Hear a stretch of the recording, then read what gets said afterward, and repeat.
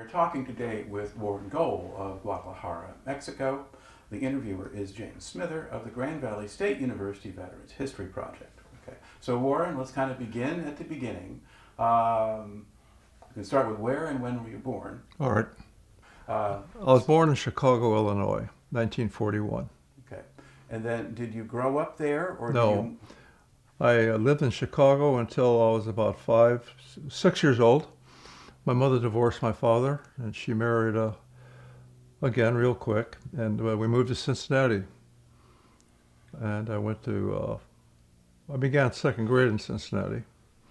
We had to stay there maybe no more than a year, and then we went to St. Louis, and there I went to school in a small little Catholic school in the middle of the city for a few months, and then to another school on the south end of St. Louis, completed my second grade.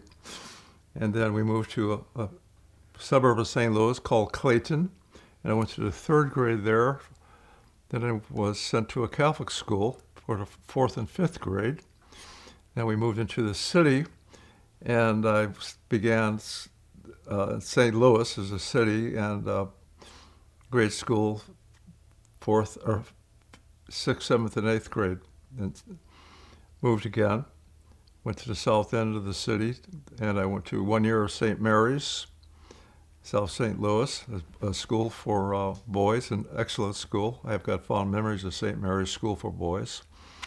Then we moved again and went to St. Charles, Missouri, just across the river here, and I completed high school there.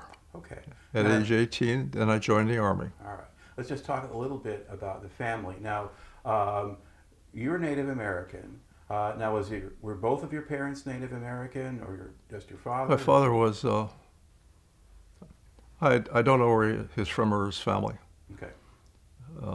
My mother left him when I was about 5. Right. And I saw him maybe half a dozen times over a lifetime, probably until the 90s. He, very Indian looking. I've seen his face on the face of Indians of Lake Michigan. It's just, that guy looks like my father. All right. And my mother was from originated Seneca family with white people. Mm-hmm. And all right. Now, when you were growing up, did people know you were Native American? Or? They knew I wasn't pure blood white. Okay. And I was treated that way. Okay. But I didn't know that. I didn't know. I used to be afraid to look at myself in the mirror because I felt so different from everybody. And they figured probably I was mixed. Yeah. Okay. So now, did you graduate from high school? Yes. Okay. And when did you graduate? June of 1959. Okay. And you went into the Army right away after that? Within a week or so. Okay. What led you to join the Army? I needed a rest. A rest. So the Army... Both physically and spiritually. Okay. My home was a very upsetting home. I was kind of a surrogate parent to my 2 half-brothers who were much younger than I was. And my stepfather was a heavy drinker, and so was my mother was kind of. And they fought constantly about money and things like that. And she was duplicitous. She claimed she was Spanish, and then when that didn't work, she was Italian or Jewish to her friends and so forth. And she always complained about my father being an atheist, which he wasn't. He believed the Indian way, I guess, whatever, the best he could. And I was a sole keeper of my brothers. After school, I'd come home, and they would be coming home from grade school, very young. And I'd take care of them until my parents came home. They both worked in St. Louis, so they get home at evening time. And they went out every Saturday night and ate their steak and drank their martinis and came home and fought. But I was a babysitter. And then the change came when I was in a junior in high school, when my mother had a fight with my stepfather, and all of a sudden he wasn't going to pay for my tuition at the Catholic school. So that got kind of sticky, and so I got a job as a dishwasher and washed dishes at a restaurant. I think it was Thursday nights till midnight. Came back, worked all day Saturday and Sunday afternoon. I can see why. And I was tired. Yeah, I've been being a good little adult, and I was sick of it. So being there was no love in the house, no love at all. And one thing that I just recalled several years ago, an incident that took place that struck me very hard, and so I think I deliberately try to forget it. A Sunday afternoon, I was in the 8th grade at St. Roch's High School, and we had a small football team, and it was a Catholic youth league for football, and we got invited out to a prep school, like a brothers for young men in high school, or grade school rather than high school. And we're scheduled to play a game with them. And I was asked to come along in case one of the players got hurt and fill in. So I did agree, and I asked my mother I'd like to go out if my stepfather could drive me out to the game. And she asked him. He didn't like the idea because he likes his Sundays for beer drinking and so forth, but he did agree. And so my mother, my stepfather, me, and my two little brothers, we started heading out to the suburb of St. Louis to the game. And he drove very slow. And I felt that, well, we're going to be late. He was doing it deliberately. So I asked my mother to please tell him that, I need to be there on time. The coach wanted me there at least a half an hour before the game started. He pulled off the road, turned around and looked at me. I was in the back seat. And he said straight to me, he said, the only good Indian is a dead Indian. And I didn't have any idea that, I knew it was different, but I didn't know like India, because I used to watch John Wayne kill Indians, okay? And they're bad, sneaky people. And my mother never said a word. She just looked straight ahead. That's what I lived in. Mm-hmm. So I decided to hit the road. About 2 weeks before I graduated, I talked to a good friend of mine, and I said, can I come over and sleep on the couch in your house? And his parents were very fine parents, so I did. And then when I graduated, I was gone. I never told her I was leaving home, and certainly didn't tell her I was going into the Army. So halfway through my basic training, I get a call to see the first sergeant, because I'm about to die. First sergeant, oh God. And he said, we have a complaint. I said, what do you mean, sir? What? He said, your mother's claimed that you ran away and came into the Army without telling her. And so I said, well, I didn't tell her. It's none of her business. It was my life. I'm 18. I can cut out and do it.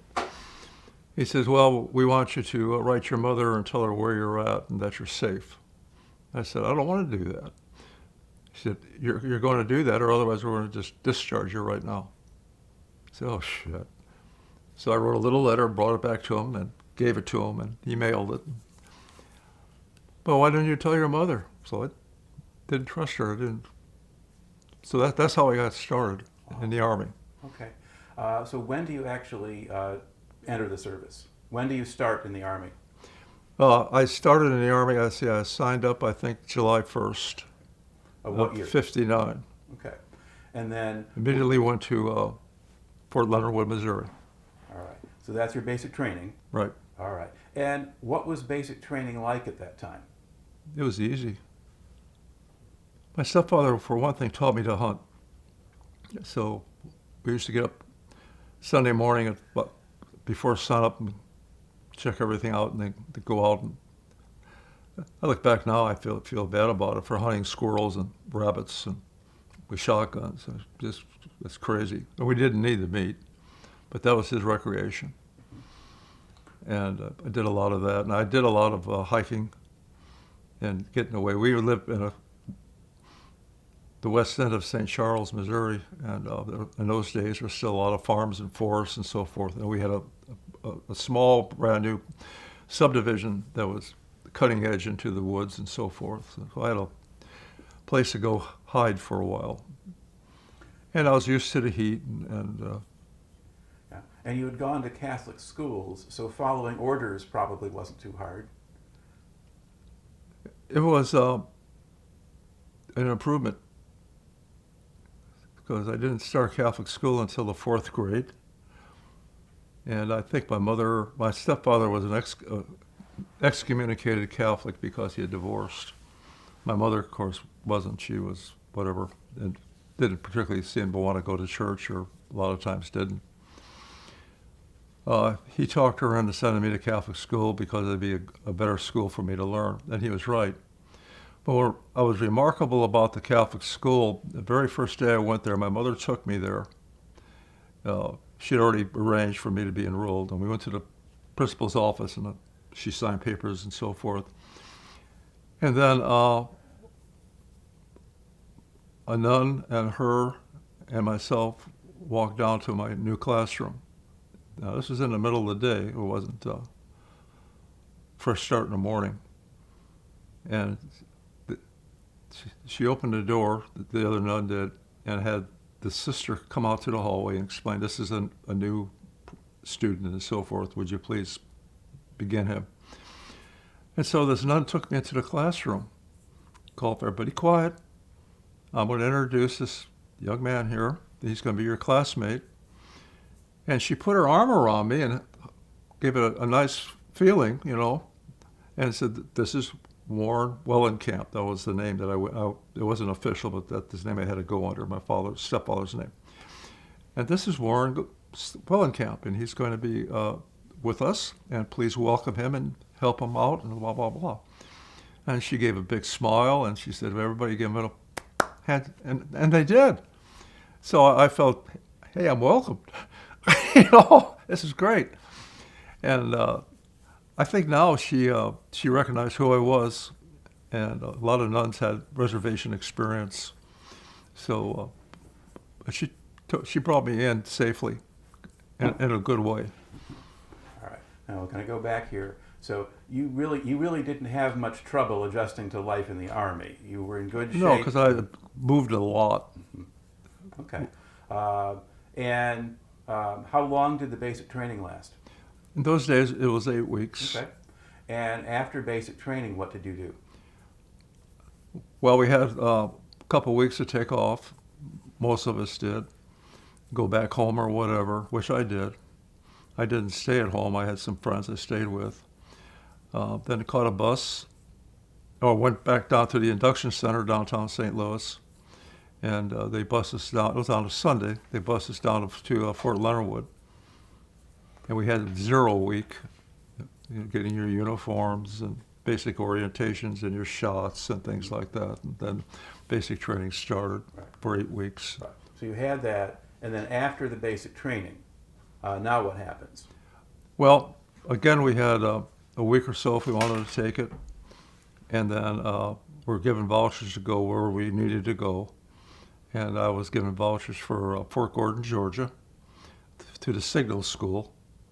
And I was given a building to report. Well, actually, the bus went right into, it stopped off there, and you were met at the gate. Then they took you to wherever you needed to go, a transit billets for a while. And then after a few days, you were given an assignment to, like I went to the communications specialist training facility into their barracks. It took a couple of days to get settled, and then started daytime classes. Okay. So was this training something you asked for, or did the Army? No, I didn't ask for it. Okay. My preference was Airborne Ranger, but I was not qualified for Airborne at that time because I wore glasses, and I killed it. Yeah. Okay. I mean, I wanted to go full horse. Right. Okay. So now you're in signal school, and what do they teach you there? Basic Army communications, procedures, and how to run teletypes. A little bit on crypto, not much. We didn't have any hands-on, just a theory of crypto. And Did you learn codes? Did you learn Morse code? no, I wasn't a Morse code reader, and most of us didn't want anything to do with it. It's just a different world altogether. We had a special name for Morse code. I can't remember what it was, but it was a derogatory term. No Morse code. All right. Did you learn about? Oh, Diddy Bopper. Okay. Yeah. All right. Did you learn about radios and using radios, or? No, we learned about using the actual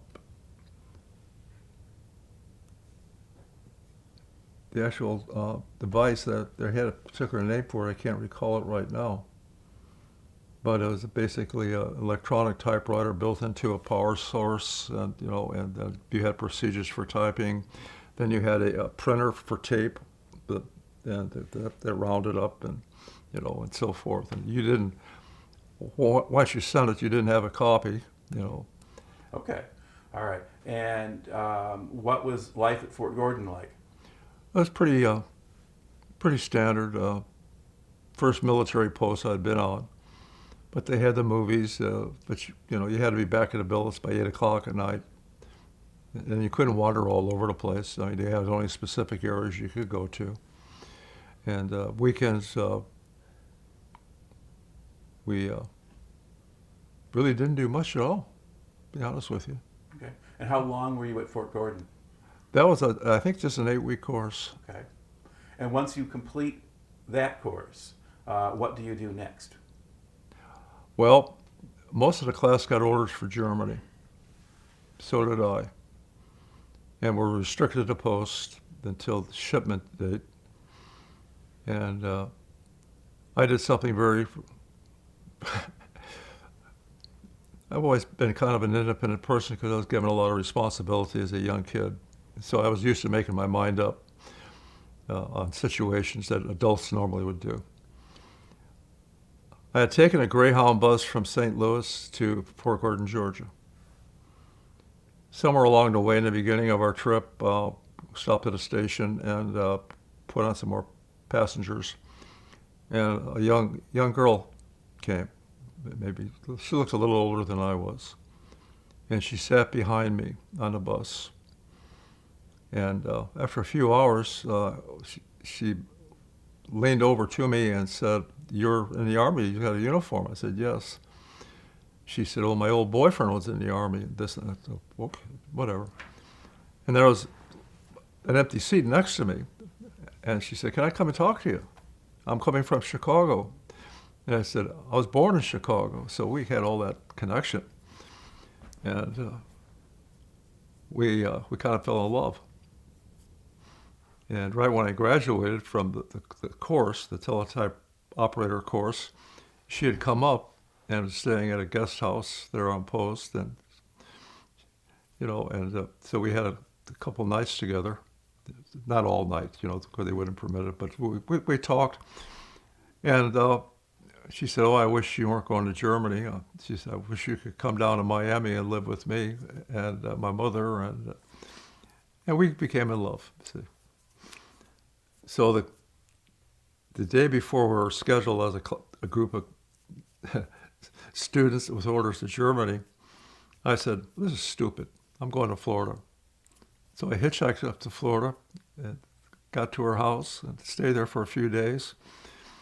And then I said, "Well, I'm going to go back up to the Army and just tell them I'm finished with it." Well, so I went back to Fort Gordon on a Greyhound bus and walked into the unit and talked to the first sergeant. He said, "Where the hell were you? You missed shipment." I said, "Well, I'm here to say goodbye." He said, "Well, you're going to get court-martialed first."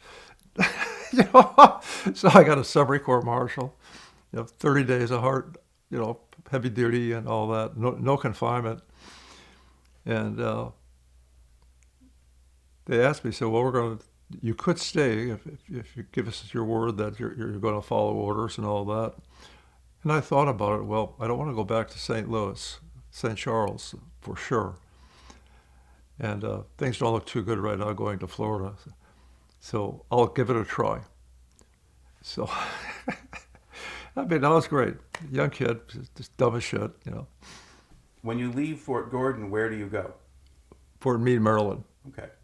And what did you do there? We're assigned to the 69th Signal Battalion. It was a STRATCOM unit, it was a Strategic Communications Wartime Alert. That was one of the first to go units in case of a major war. But I didn't have a clearance because I had a court-martial. And so they made a cook out of me. I worked in a mess hall. It was a hell of a good deal. And but I still kept the MOS. So that's in the fall and winter, 59, 60.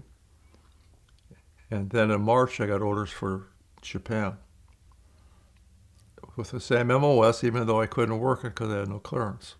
All right. And how did they get you to Japan? Well, they flew me there, flew me all the way across the country. All Oh, right. wait a minute. No, I took the bus again. Well, not all the way to Japan. Yeah. You crossed the country by bus and then flew to Yeah, Japan? across the country. Stopped off in St. Louis, especially to see my little brothers.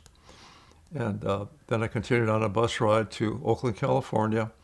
And then I had a ride up to the Repo Depot. But before I went to the Repo Depot, I had to go to Letterman Hospital because one of my half-brothers gave me the mumps. And it developed on the bus trip. So when I got off the bus, I was sick, real sick. So I got taken to the hospital, Letterman Army Hospital in San Francisco, and spent a couple of weeks there. Then I proceeded to the Repo Depot, and they shipped me to Japan by air.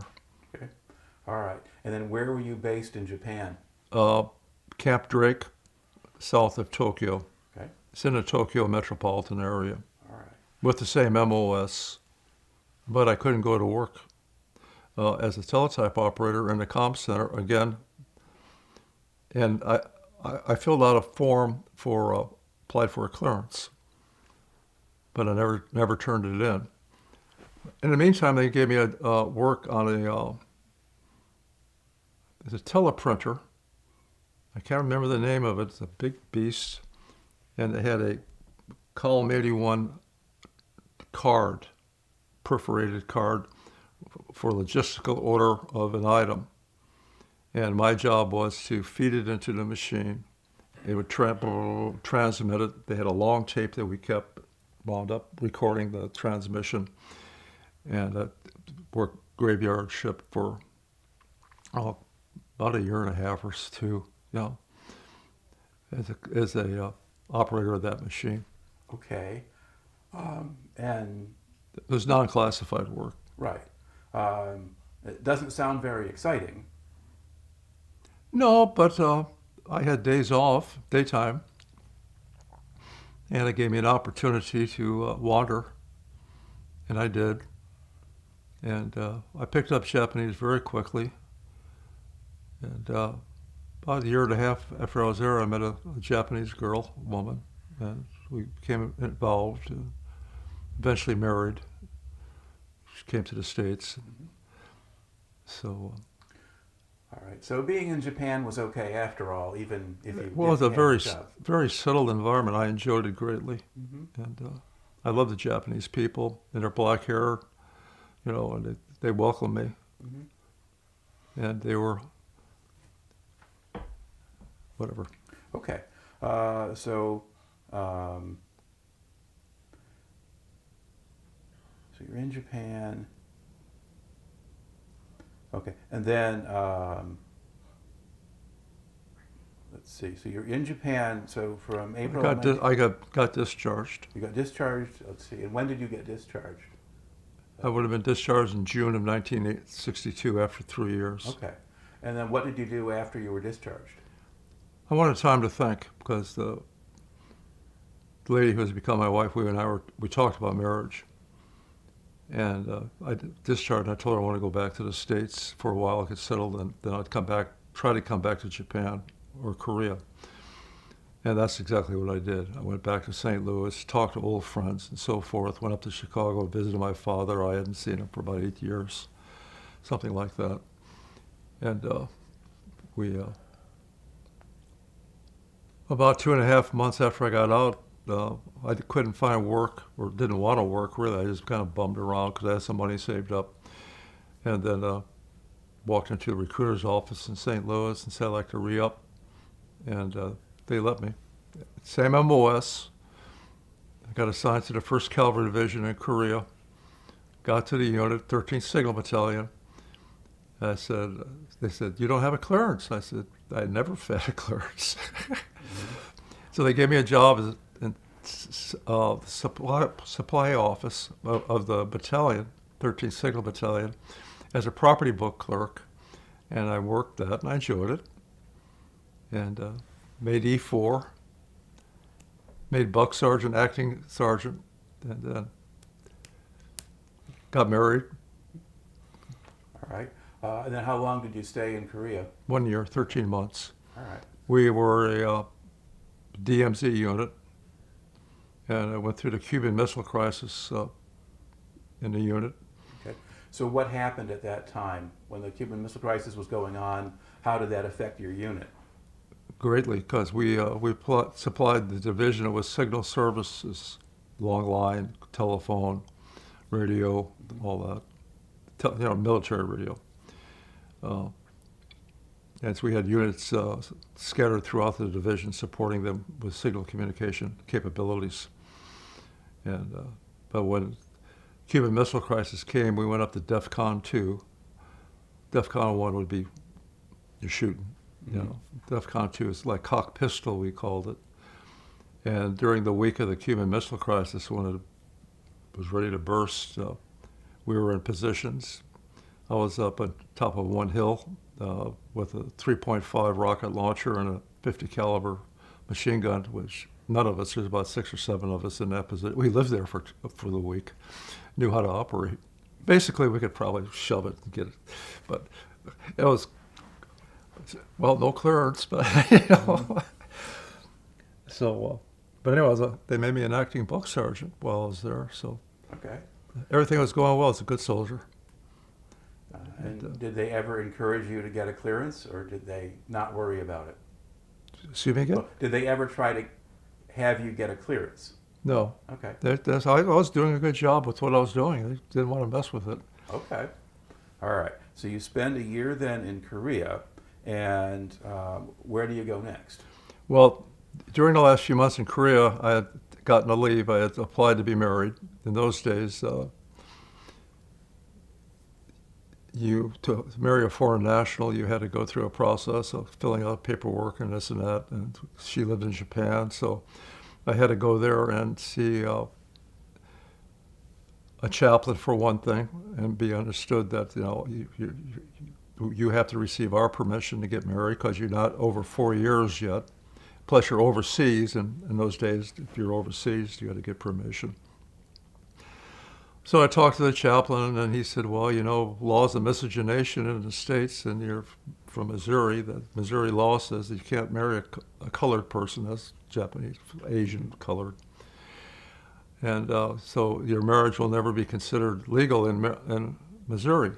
The Army says you're married, but the state doesn't. I said, well, I'm not going to live there. The hell with it, So, and there was a JAG office that I had to go through and get a clearance and this and that and see if I was violating any laws, and got that. Then our battalion commander had to approve it.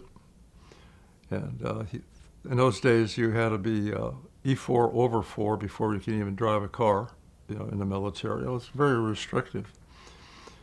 But everybody said, well, okay, it looks like, we can't say no. And it's too bad, but be careful, don't get arrested or stopped by the police in Missouri, because you have a colored woman in the car with you. That was life in those days. Mm-hmm. So I left Korea, flew space available to Japan, because I wasn't authorized military transport unless it's space available. And we got married. And the embassy. We just went in and signed a piece of paper. It had an authorization from the military. It translated into Japanese and all this and that.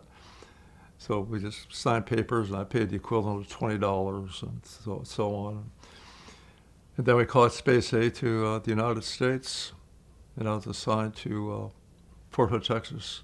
Oh, wait a minute, I'm getting that wrong. Now, let's see, you've got Schofield Barracks is the next thing. It's Schofield. Okay. Yeah, assigned to Schofield. Okay, so that's in Hawaii. And everything was great in Hawaii because that polyglot, population. All right. And what were you doing in Hawaii? Well, when I got to Hawaii, I was no longer a buck sergeant because I'd been an acting buck sergeant, E5. However, they had a position in signal supply warehouse, which I had a lot of experience with by that time. A property book, and I understood electronic equipment and what a capacitor was, what a resistor was, and all this kind of thing, and the various radio codes and names. And they had an open slot there, a blood stripe. If somebody had been reduced in a rank from E5, it was open in a battalion, because in those days, battalions would promote people up. Mm-hmm. And they made me an E5, and I got a job working signal supply. All and right. then I stayed at a unit, it was called 25th S&T Battalion, Supply and Transport. All right. And then at a certain point there, let's see, then do you change your job eventually then, or what comes next? Your signal supply? What comes next is that I was sent, because they had a shortage for, I kept my MOS, Mm-hmm. regardless. Yeah. They had the shortage for an NCO to work in the signal platoon, communication teletype platoon, Right. of the 125th Signal Battalion. So I was given a lateral transfer to that unit as a buck sergeant and as a signal teletype operator, which I wasn't. Again, I walked in there, and I've got no clearance, I can't do the job. And so I kind of hung around for a while, and then I heard about the 25th Infantry Division Language School. And so I applied for that, and I took what they call an ALAT test, Army Language Aptitude Test, and it scored real high, and I got accepted into Special Warfare Chinese Mandarin. All right. They were teaching Chinese Mandarin, Korean, Indonesian, Thai, and Vietnamese. Okay. And you were studying Mandarin, or what did you I study? studied Mandarin full-time, but it was under the tutelage of the University of Hawaii. Okay. And the content was special warfare designed for an infantry unit. All right. And what would an infantry unit use Mandarin Chinese for? In case we had a war with China, Okay. Taiwan. All right. They were trying to get trained linguists at company level, if not at least at the battalion level, Mhm. for the basic, And how long were you in that school? The school lasted, I think the total program was 20 weeks. It was full-time day language training. We had Chinese officers that did the training, Chinese Nationalist Army. And then some of us were selected for immersion training in Taiwan. And I was assigned to a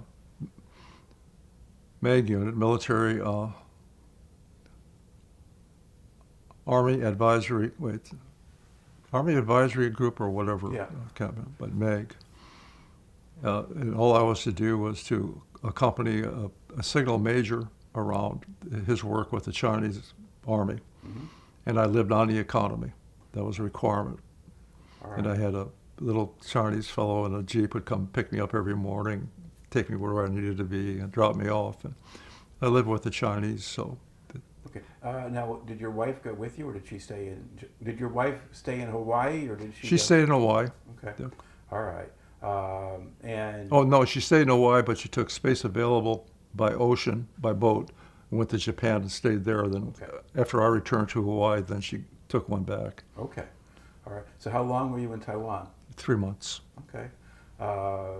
And did you have much to do, or were you just following the major around?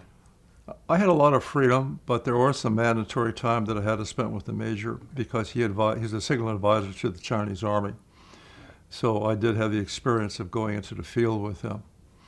And in those days, they were trying to have the Chinese Army Corps respond to how an American Army signal unit would act. And it was very difficult because they were used to having villagers run messages and things like that. So, but he was very good at what he did. I was really impressed with the man. So whatever. Okay. All right. And then you get back from Taiwan. Is that about January of '65 now? Yeah, something like okay.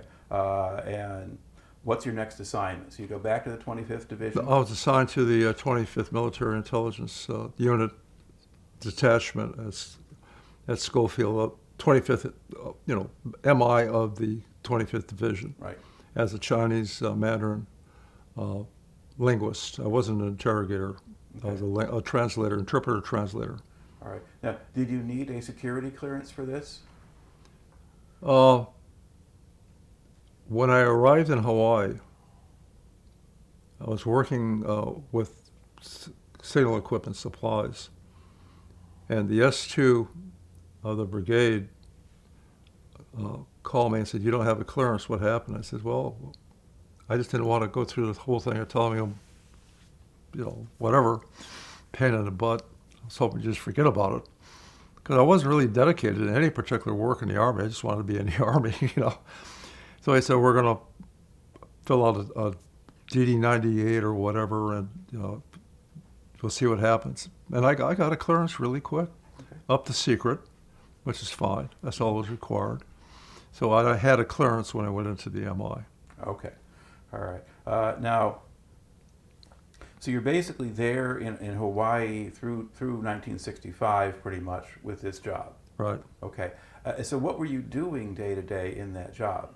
And there weren't a lot of Chinese people there to interrogate, or were there We still worked signals? with units, infantry units, or all units, armor, infantry, engineer, to develop their procedures for capture of enemy prisoners, their processing of them, and the need for them to coordinate with a detached or assigned MI representative to the unit so that that person would have access to them as quick as possible to attempt to secure immediate technical information regarding what was going on, so that that information, like code talkers, could be transmitted immediately to decision makers, command. Okay, so you've gotten meaningful drill and training to do then. Yes, I trained with many units, many, and I received a lot of good tactical training.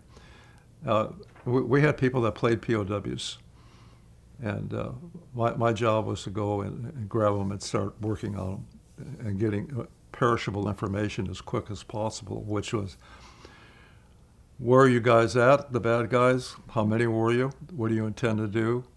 And so forth. That kind of information, immediate, for when we could, so that we could apply, our resources and destroy the units. Okay.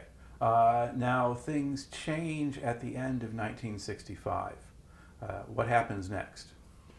What happened is that we're having a massive buildup in South Vietnam. The word was that we were getting is that the North Vietnamese Army was getting into a position to cut the country in half, that there was a likelihood that Chinese military units would come in from the north going south and begin to secure the rear. In other words, have security details in the villages and so forth, and free the North Vietnamese Army so continue the pursuit to conquer the rest of the South. And so we had to get over there real quick. We have been doing a lot of jungle training, lots and lots of it. The Kulau Mountains of the Hawaii or Oahu are tall, jagged, and one of the rainiest parts of the world. And we trained in very harsh conditions.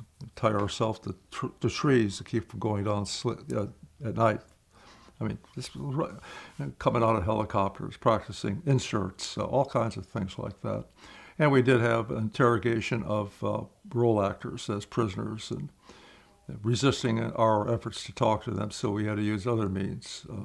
So there's about a half a dozen of us that did a lot of that work. Okay. And so we prepared to go to Vietnam. And how did they? And we did. We had everything set up for our families to be relocated out of Hawaii back to a safe place. They made arrangements to send my wife to Japan at government expense for as long as it took me to get through with my tour. And we had our bags all packed. That went on for a few months. And then on New Year's Eve, in the afternoon, we were told we're going tonight. And we did. We gathered at Schofield, grabbed our bags, and went in an old bus, Army bus, to Hickam Air Force Base and got on an aircraft, C-141 Starlifter, and we're up in the air right before midnight of 1965. Okay.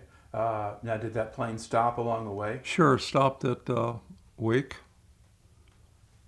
Then its next stop was the Philippines. Got there about 2 a.m, and we offloaded, stacked our guns, our rifles, and went to a snack bar. Got bussed over to a snack bar, and they had hamburgers for us and all that. Got back on, and several hours later, we're flying over the China Sea and to Vietnam. We were told on the aircraft that we're over Vietnam now, and we'll be coming into Quin Oen. You will stay on the aircraft. We're going to refuel, and then we'll fly into Pleiku airstrip at Camp Holloway. That's what we did. It was daylight when we got there. The Air Force played a trick on us. We landed, and of course, we're all nervous and going because we had our Jeep packs. We had 2 Jeeps on it with trailers and so forth, all ready to go, and we didn't know how everything was going to work at all. We're there. What do we do? And we got on the airstrip and taxied to a stop, and intercom came on and said, the airstrip is under attack, enemy attack, and we're going to drop the ramp. You come off there as quick as possible and follow directions of where to go to prepare to defend. So we came charging off like this, down the ramp, and looked around at a whole bunch of Air Force guys just laughing their butts off. Welcome to Vietnam, All right. Once that got sorted out, now what happens? Well, they put us on deuce and a halfs. Climbed up on deuce and a halfs. There's no tarp on them. And they drove us up to an abandoned area, probably a 30-minute ride away, up on a hill. And it was an old French fortress. Of course, the French weren't there anymore. And all the buildings had been torn down, but the foundations were still there, and some of the defense positions were still intact. And we had advance parties that had already been there a couple of weeks preparing. And so we immediately started digging holes and so forth, and setting up. All right. We didn't know what was happening, not day to day, even from hour to hour. Okay. So now you get there. Now, is the whole division there, or? No, it was just our command group. Okay. We had a command group operating there, temporary, preparing the location for the brigade to come. Okay. This was a brigade level operation. Okay. The 25th had 3 brigades. We were an independent brigade of the 25th with our own commander, not in the 25th chain of command. Okay. And we had 1, 2, 3 infantry unit battalions, 1st, 2nd, 35th, and the 14th. Eventually, we got a full squadron of the old M41s, or were the tanks. We had combat engineers and supply, All right. and personnel, S1 people. Yeah. That plus our MI team for the brigade. Right. And do they have artillery there too? Have what? Do they have artillery? I'm sorry? Artillery?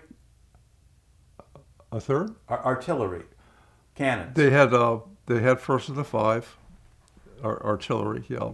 Okay.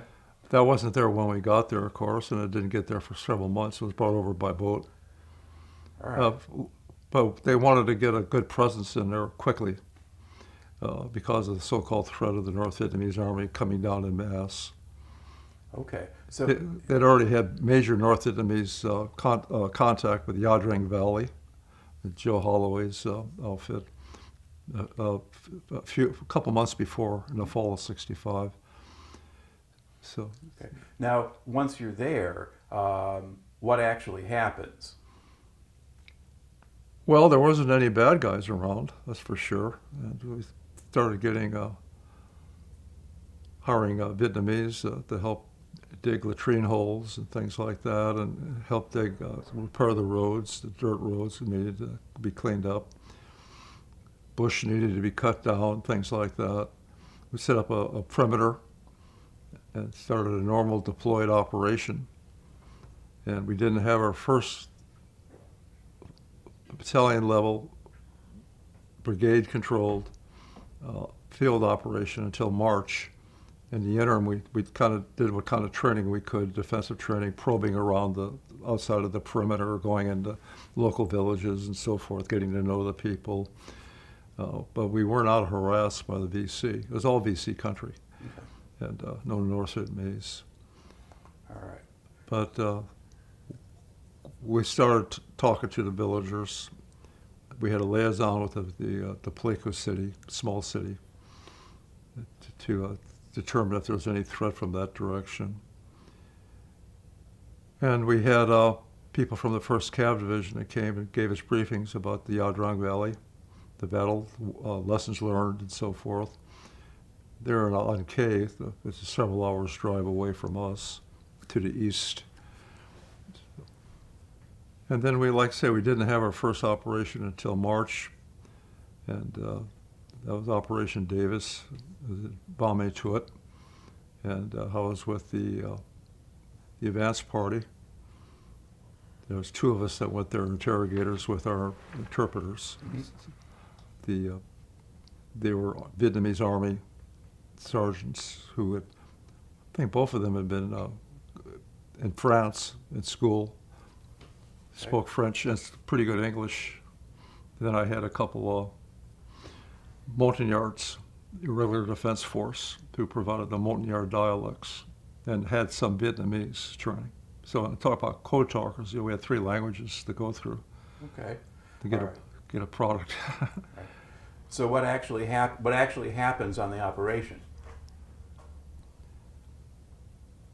Well, for one, the infantry tactical units will begin sweeping their areas of responsibility, hoping to excite a little bit of contact, or at least get some kind of indication where we could possibly send more troops and have a major contact, destroy the enemy.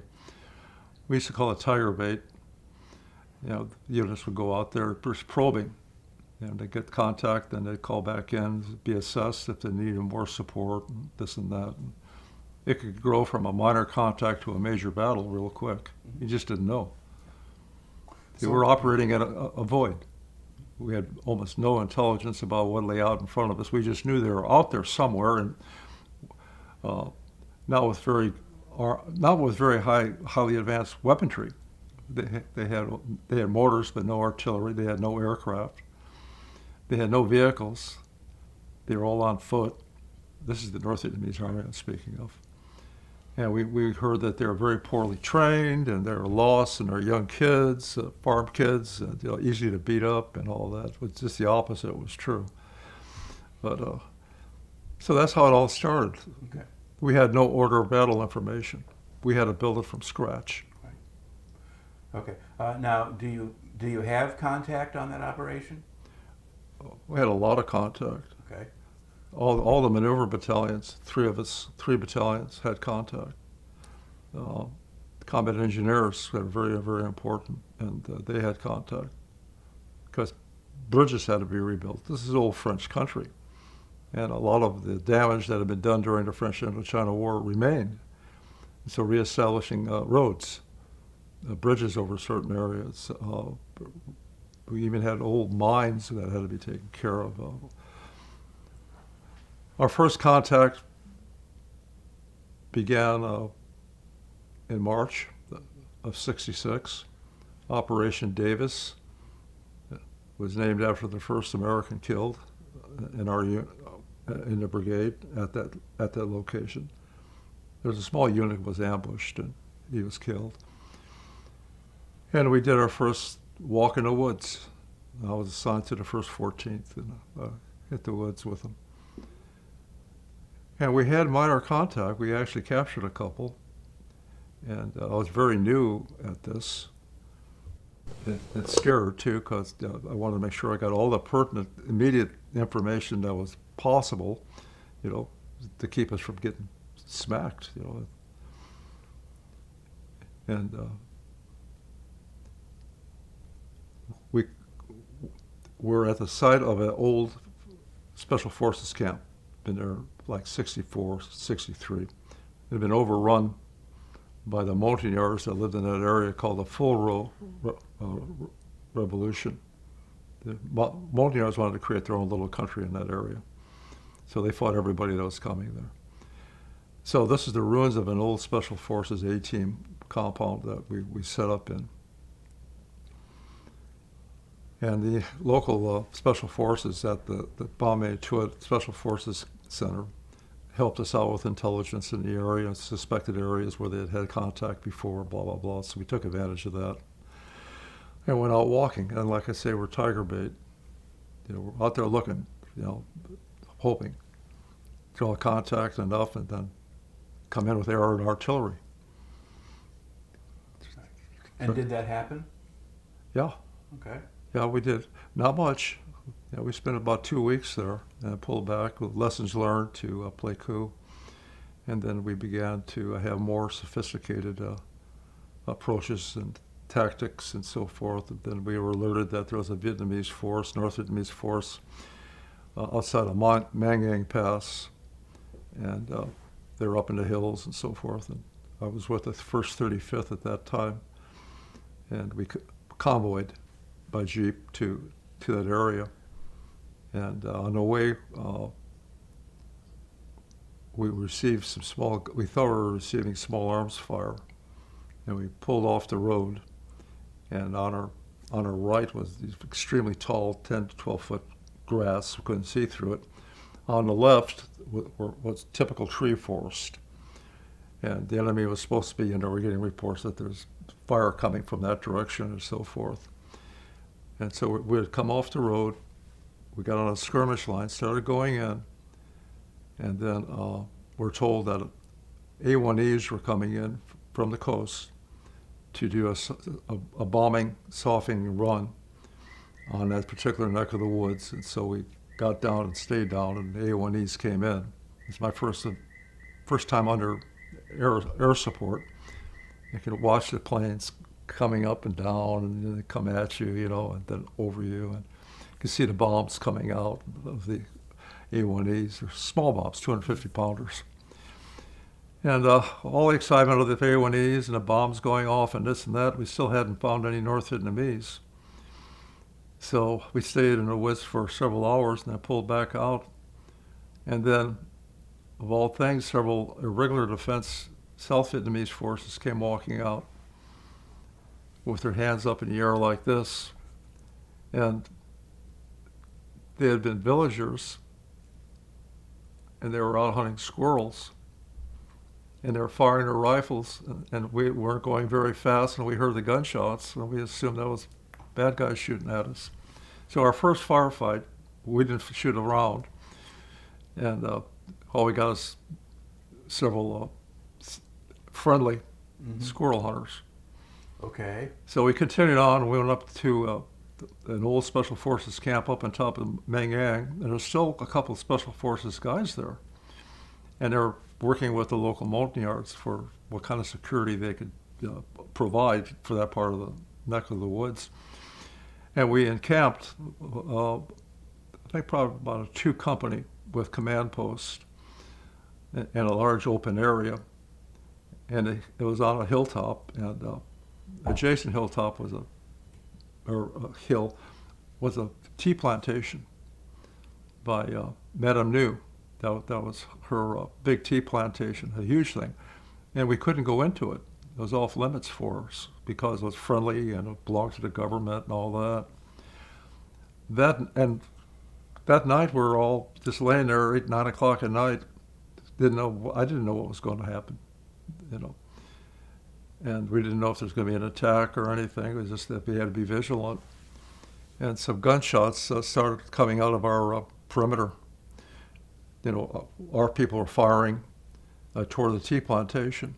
And quite a bit of what went on. And they said there was probing, that the people were getting hit with grenades and things like that, but for some reason the grenades weren't going off. They didn't know what was going on, but there was actually somebody out there. And okay, and who else could be out there but the bad guys? So they brought in Smokey, and it started to drop these flares, the gunship, the big ones, and they used 50 calibers on it and sprayed the whole area. It was really quite a fire show. That's all done.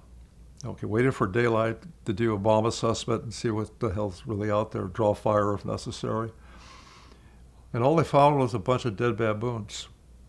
And the so-called grenades were rocks. And the baboons were throwing the rocks at the perimeter outline.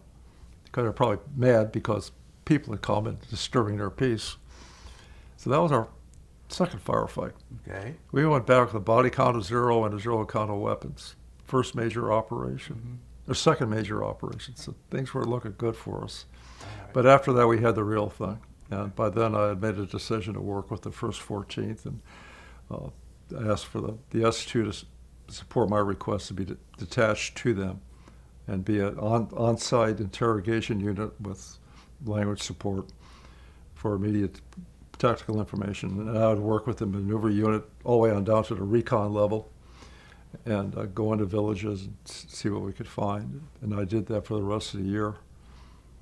All right. And then what particular events do you remember from doing that? I have scattered memories from many different events. I ended up with 27 combat air assaults, rides, air assault rides, in all kinds of different terrain, weather. Okay. We sometimes didn't know where we were at. We're off maps quite often. We had a general idea, but I had to provide information with over 50,000 meter maps and try to get the location down as close as possible where the enemy may be reported to be and whatever. I did a lot of trail analysis and so forth. What are they walking on? How big is the trail? How wide is it? How deep is it? Is it passable 24 hours a day, in rainy? What can be carried on it? What they were carrying. If I got one North Vietnamese, I started his life in the army like you're doing with me, and walked it through all the training cycles and the wet season fire, dry season fire training. That's how the North Vietnamese trained their troops, 2-season type training. What they carry down the trail, what they've been told to prepare for, what did the North Vietnamese tell them about the Americans, what our intentions were, the propaganda. Yeah, but they're basically farm kids, young as 16. And very rarely did they wear shoes. Their feet were huge. They grew up without shoes. So their feet are just go places. Okay. So now you're talking about prisoners you took? I'm talking about just people that were prisoners that we picked up. Right. Some of them we found wounded. They couldn't move. And I'd work with them until they'd die or whatever. Or we'd give them some morphine and then keep going. Okay. Now, the units that you were with, were you getting into heavy contact and were you under fire yourself? Excuse me? Did you ever get into an actual combat Yeah. situation yourself? Yeah. Okay. Can you Oh, I talk- had to. Okay. You know, I mean, I was with them. And Right. just for me to get as close as I could to the actual scene, you know, for freshly captured prisoner. And I've actually been with him in a firefight and talked to him, you know, as soon as it was safe to do so.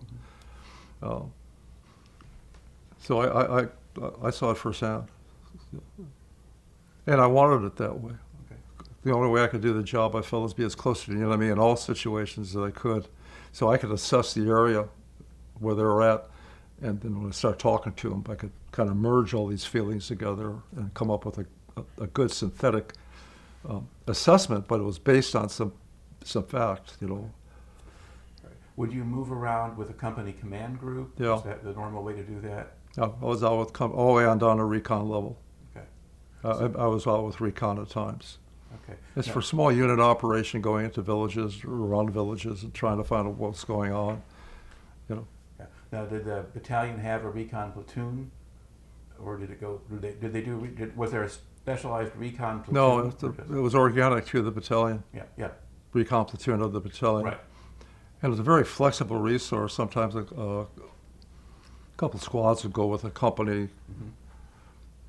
or they'd operate independently with a mission to go into a certain village area or something or whatever. Okay. All right. Do you remember the first time that you really came under fire? Well, if it wasn't a squirrel hunter, you know, Yeah. That's a hard one to answer because sometimes we were under fire, but we weren't in danger. Mm-hmm. You know what I mean?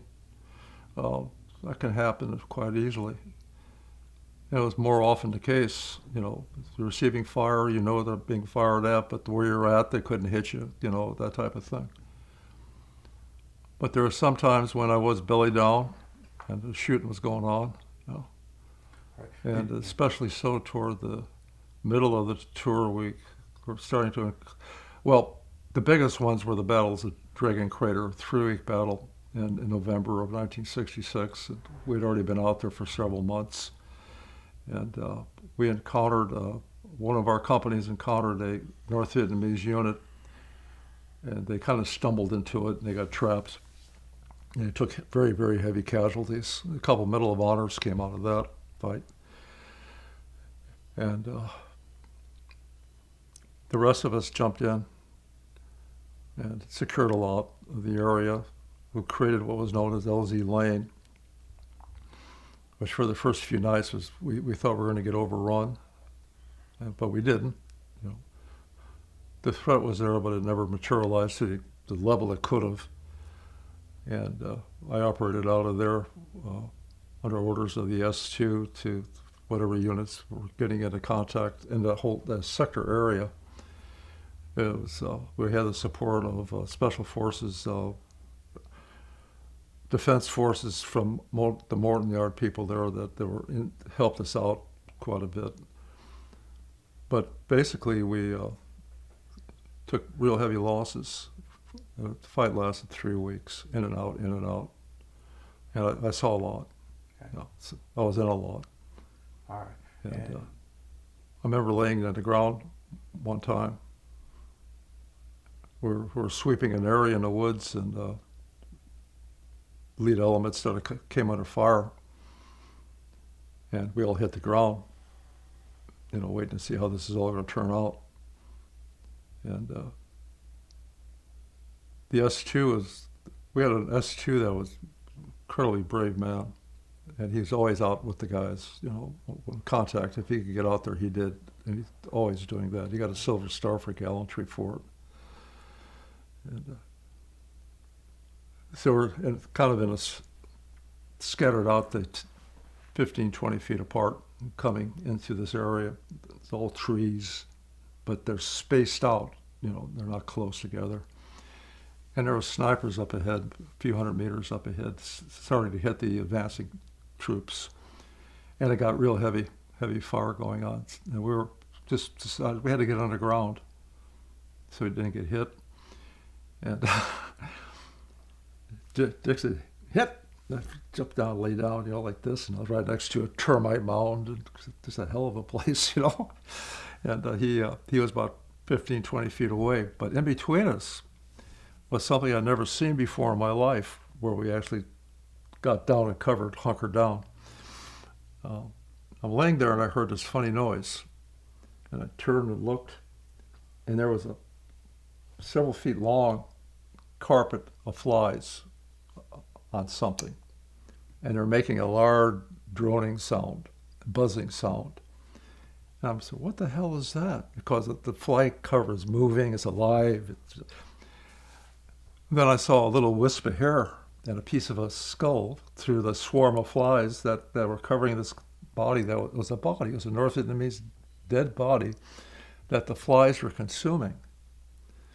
Pretty gross. And pretty soon I'm starting to smell stuff, and I said, this is a hell of a place to be. But I couldn't move.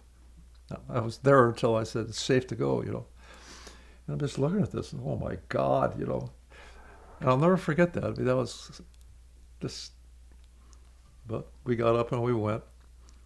Another time, I was back at Lane at the command post, and I got a call. I said, we got contact at such and such location, and the S2 wants you out there immediately. We got a North Vietnamese.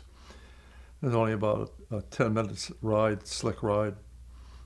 The slick picked me up and flew me out there. Came into the small open area, and all the trees are all blown apart. B-52 bombs had hit them and come down, and the door gunner on this side he's opened up onto the trees, blah, blah, blah, because he said, we're getting shot at, blah, blah, blah. Get out. They opened up. They pushed me out, came out, got down on my hands and knees, and I'm crawling. The command post is over there, go. I start crawling. And this is only just a few feet away from the helicopter took off, and they're firing their guns, and I hear all this sounds going over the top of me. They're shooting at me. The bad guys are, oh, shit. So I'm crawling a little bit, and I just see a few feet in front of me, all of a sudden, I see this dead body. It looked like it was dead. North Vietnamese soldier laying on his back. His arms are out like this, his head straight up, and I'm crawling up to the body. I want to see what the hell is this, even though I'm getting shot at. I said, I was hoping that he was alive, and I eventually, be able to talk to him with an interpreter. I didn't have any interpreters, but they're all gone. They deserted on us. And so I crawl up to this poor North Vietnamese, and I look at him. He's alive. He had no jaw. And all the mucus and everything is bubbling and snorting, and, he's unconscious. He's dying. So I said, God, you can't talk to this guy, even with an interpreter. So I crawl around him, and I see a rifle coming up out of the ground. So that must be where the command post is there, Dick Sack, And so I started crawling up there. Then somebody stuck their head up. Come on.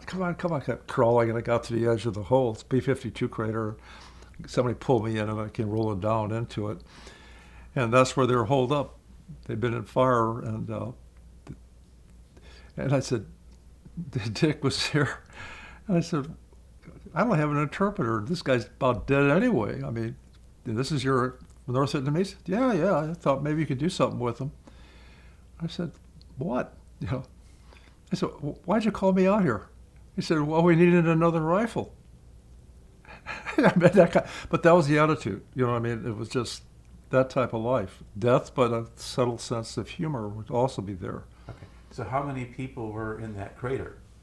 Oh, half a dozen. Okay. The unit got hit, and they split up and they scattered, so they're all over the area there. Yeah. All right. Was that the closest call that you had? Oh, what again? Was that the closest call that you had in terms of danger? No, I had others. Yeah. Yeah, I've been down trying to pull a body for interrogation, and out of a hole, and shooting's going on, and I just wanted to try to see if I could talk to him. There's enough left of him to talk to him, and as I'm pulling him, he came apart. His bottom half just dropped off. I mean, because he'd been shot midsection. He's still alive, and he hadn't bled out yet. shit like that. But that was normal. Okay. Now, did you ever get to actually interrogate any prisoners? I interrogated a lot of prisoners, field interrogation, yeah, at site of battle. Okay. And they would cooperate because they didn't know where they're at, and I knew that we promised them safety, the life would be saved, emphasized you go home and see your loved ones, your family, maybe your wife. You're going to live. We just need to talk to you a little bit so we can help you. And we're not here to kill you, blah, blah, blah. Okay. And you had to communicate with them through the Vietnamese interpreters. Exactly. Right. Okay. And do you think your interpreters were they reliable? I think as much as they could be. Okay. I had an experience that was really sad. I had a relationship with the Special Forces camp at Plageron. Yeah, they were in frequent contact. And a couple times I went out there with my interpreter by helicopter, and we'd come in there. And I really enjoyed talking to these Special Forces guys because they knew a lot. And the Montagnards that worked for them, the regular defense forces, were a pretty loyal bunch of people and well-known fighters. And I could pick up some good information. The S2 wanted me to do that when I was back at Brigade Forward. And so, because I knew quite a bit and would get, whatever. But I took them, me and Sergeant Dong flew out there and got dropped off one day. And they had been under fire from Hill 441, which they were at the bottom of it and getting mortared and all that. And this is a quiet day, so we were able to get in. They had a Montagnard that they had picked up who was an enemy, who was a courier for the North Vietnamese. And they had an interpreter that could go into Vietnamese, and my interpreter could, work from that. And they had called in our brigade saying this is a high quality source and so forth. We can't give them to you, but if you want to come out and talk to him. And that's what I did. And we're in a Connex container buried into the ground. And we crawled into it, and we talked to this guy. And he had some good stuff, nothing spectacular, but filling in information, and threw some names out that we could use to check on. And my interpreter, about an hour interrogation, and he told me what was being said and so forth. And for all purposes, it seemed to me to be a routine activity, a routine effort. However, when we got through, we came out of the Connex, and a couple of the Montagnard soldiers there took my interpreter and just put him by the arms and just hauled him off. And I was not the camp commander, like an exec officer was there waiting for me to come out. And I said, "What's going on here?" He said, "Your interpreter was lying to you. We have a pipe hole in there, and we were listening to the conversation, and they said that he was giving you bad information." And so forth. And I said, "Well, he's the only interpreter I got that I've had for a long time, and I really depend on the guy." He said, "Well, he's not coming back with you." And I said, "That means you're going to finish him off here?" I said, "Yeah. We're going to hang him up out there in the yard tonight and put him away." And I said, "Then that means I don't have Sergeant Dong anymore, right? He's a pretty powerful asset. I know he talked about his wife and his baby, and and been with me in some tough situations." And I said, "Well, what do you want me to do?" And I said, "Well, you don't have an interpreter. You can't do anything here anymore." "Yeah, true." I wasn't getting any sympathy, and I didn't know to be mad, cry, or what. So I had a slick come in, pick me up, and take me back to Brigade Forward. And the S2 never said a word to me about it. And they knew about it.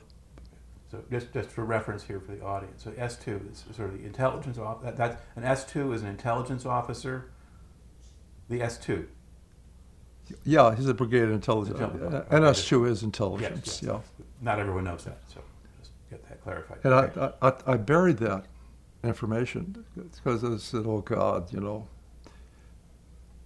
because I know it's in the back of the camps. There's tiger cages, and there's poles with chains on them, and they hang him up like that, and they torture him until he dies. People like that. I buried that memory, and it wasn't until about I was in a PTSD group. We have a continuing group for almost 15 years in that type of group. And all of a sudden, during group, I just stood up and I looked at the facilitator and I said, "Where's Sergeant Dowling?" He said, "What are you talking about?" And I said, the whole memory came back and I explained it to him. I said, it's just too horrifying to keep as an active memory, but it was always there. Mm-hmm. So, Right. yeah, I've seen a lot. I can go on for hours talking about it. Right. If we're trying to give kind of our audience here kind of a sense of the experience, are there other different kinds of experiences you had during this assignment? So other dimensions of your experience. Oh, for that year, Yeah. I was able to go through some traditional welcoming from the Montagnard people in the longhouses. It was typical for them when we came in to do what American Indians do in the beginning of the war. Mm-hmm. That's when they still trusted us to go into a longhouse and the spokesman or leader of that village and some of the other elders and so forth would come and sit, and they'd have a pot of rice liqueur, or, fermented rice drink, and long straws, and we'd sit there or we'd suck the straws and talk, and and they give you little copper bracelets, and it felt very, very much like a traditional people, people with real identity. There is one thing I like to say. We had a mission to secure a village off a main supply route to the Cambodian border, where there's a big market, Vietnamese Montagnard market. We went into as a combat landing, combat insert, to search the village and make sure it was safe. There's about 3 or 4 slicks that brought us in, and I went in with my interpreter. What happened is that we were the last slick coming in, received gunfire from somewhere. The door gunners opened up. There was about 4 or 5 passengers. They went off first. I was the last one to get off, to jump off, into the ground. The ship started lifting up. The door gunner grabbed me, I was right here, and pushed me out. All right, and I fell out of a helicopter that I was rising. And what saved me from serious injury is that it was a slopey area, and I rolled as I hit the ground. Lost my rifle, lost my helmet. And unfortunately, there was people on the ground watching this happen. And so, I thought I could die, and I was really angry, getting pushed out. And then it dawned on me that if I hadn't gotten off, that ship was going to go back to its base maybe 100 miles away, and that's going to be me. And what am I doing on the helicopter when I'm supposed to be back there, So that was one remarkable thing to happen. But shortly thereafter, we kind of dusted off and went into the Montagnard village, because it wasn't supposed to be hostile. And it wasn't when we got there, into the village. I saw a 2-legged creature about, 3.5, 4 feet high. Hair down, straight, black, slick hair down to the shoulder. Naked except for a little cloth. Standing there with the other Montagnards, smoking this huge cigar, tobacco-type cigar, puffing on it. eyes are open, but there's no lens. They're completely blank. Real scrawny looking, grunting, with a long tail. Not a monkey, a primate. And I asked one of the Montagnard interpreters that had come in with us, I said, "What's that?" He said, "Oh, that's very special here in this village." I said, "Well, that's not a human being, is it?" He says, No, it's one of the guardians of the village." "What do you mean?" He said, "Well, they've been here forever. They never die." I said, "But that's not human and it doesn't die." "Yeah, he takes care of us." You know, a flat face, little nose, blank eyes, a tail. Mm-hmm. Some of those things still exist in some places in the world. I guess. All right. So that day I nearly got killed, Mm-hmm. pissed off at the world, then this and that, and come down and see something that was like supernatural. Mm-hmm. All right. Now, are there other memories that you got from that year in Vietnam that you want to make sure to include in the record here? Are there other things For that year? Oh, are there other things you want to say about that year?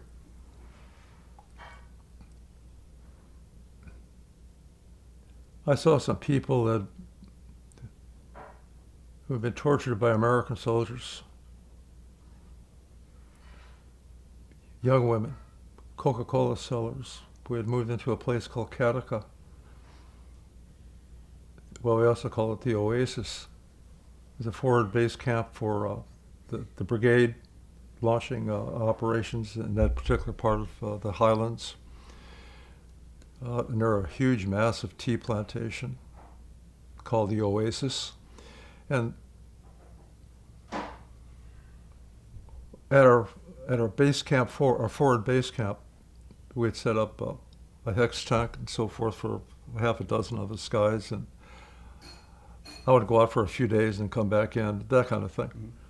But when first couple of days of setting up, we had a lot of Vietnamese that had come down the road from Pleiku area to sell food and Coca-Cola and that to GIs, and they're just little old women and young girls and so forth. And one day I'm sitting in the tent, the MPs come up and they say, "We've got a couple Vietnamese girls, and they look pretty bad, and we want to try to find out what's going on with them because they're begging for help and we can't understand them."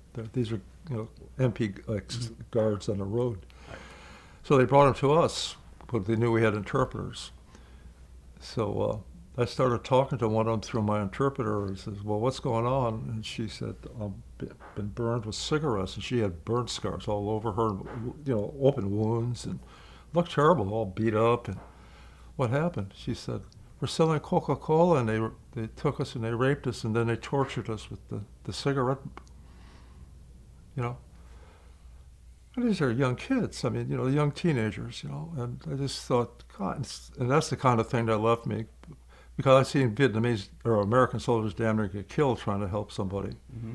And then on the other hand, you got the ones that want to torture, and they all get the same pay. Mm-hmm.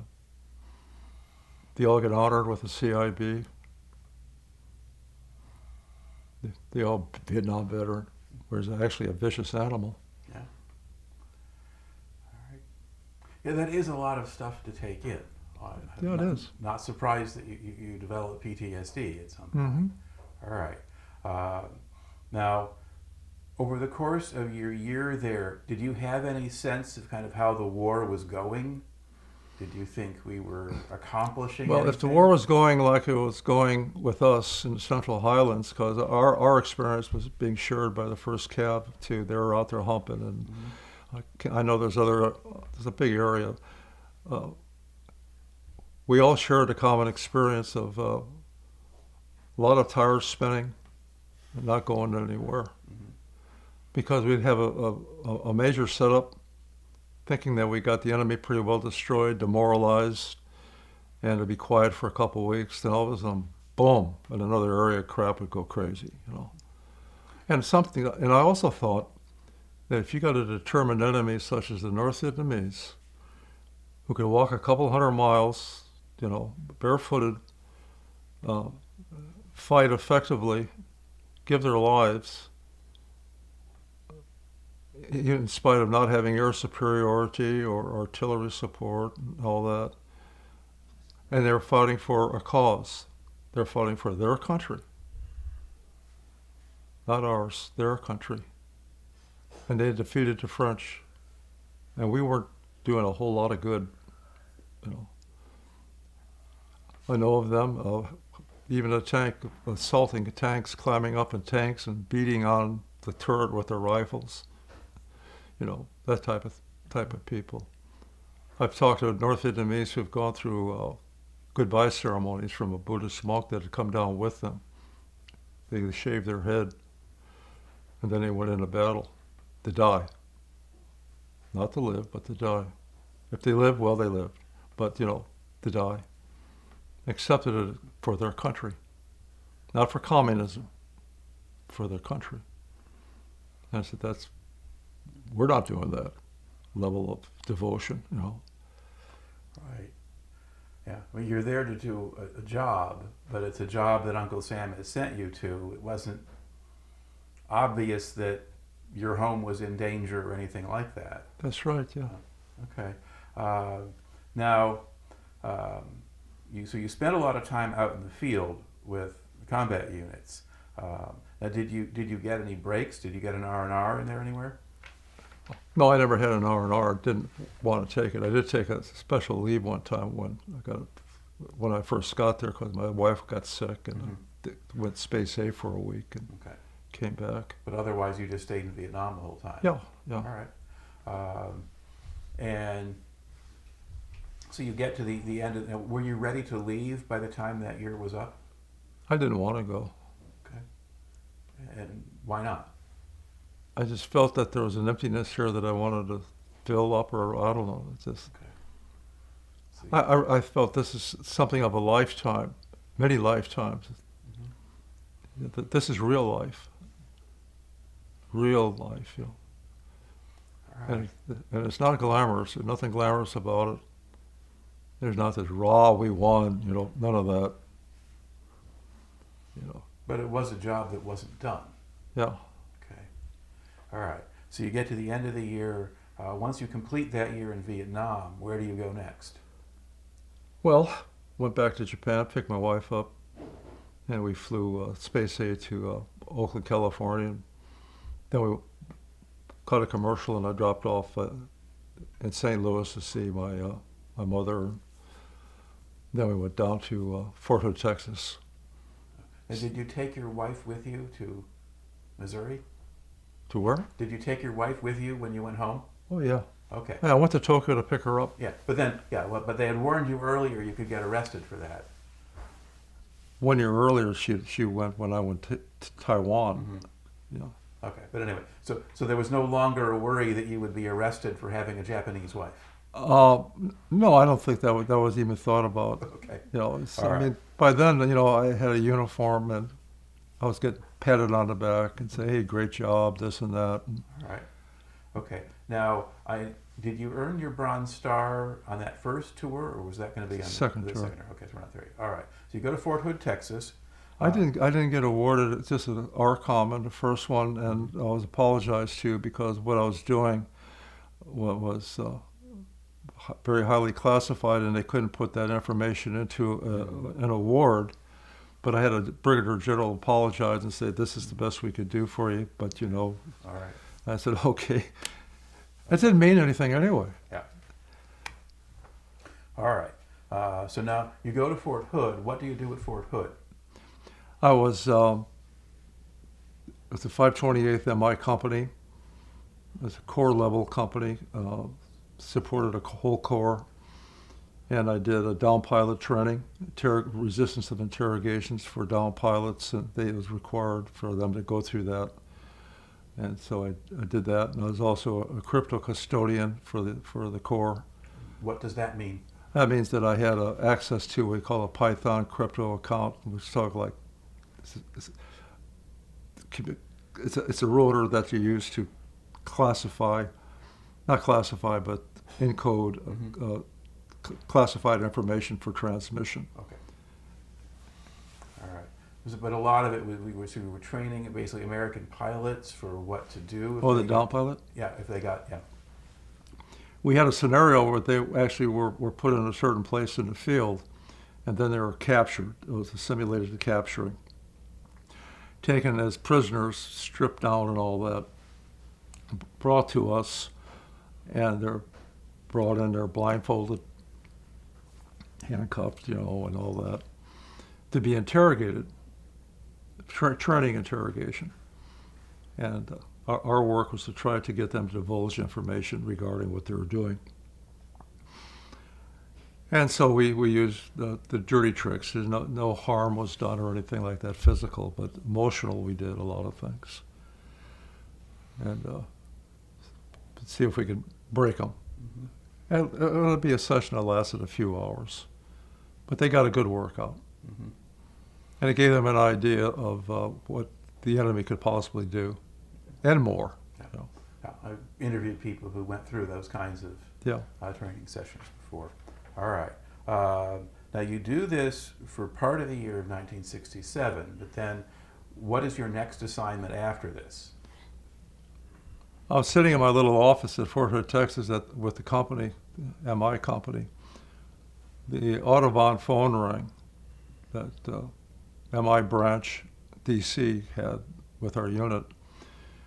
And when I picked it up, I said, this so-and-so, blah, blah, blah. I said, yeah. He said, we're looking for somebody that wants to go to a DLI in Washington for Czech. I said, well, when is that going to be? He said, well, we're going to be starting the course in September, October, or something like that. November, I don't know. And I said, oh, I'd like to go. And I didn't tell anybody. So they cut me orders, sent it to Fort Hood, and I'd only been there for several months, and they took, I was going, and they said, where are you going? Language school. And I said, how'd you get to land? And I said, well, I don't know. This just happened. I didn't tell them what happened. So we were there only a few months, and the ex-wife and I are heading down the road, going to D.C. All right.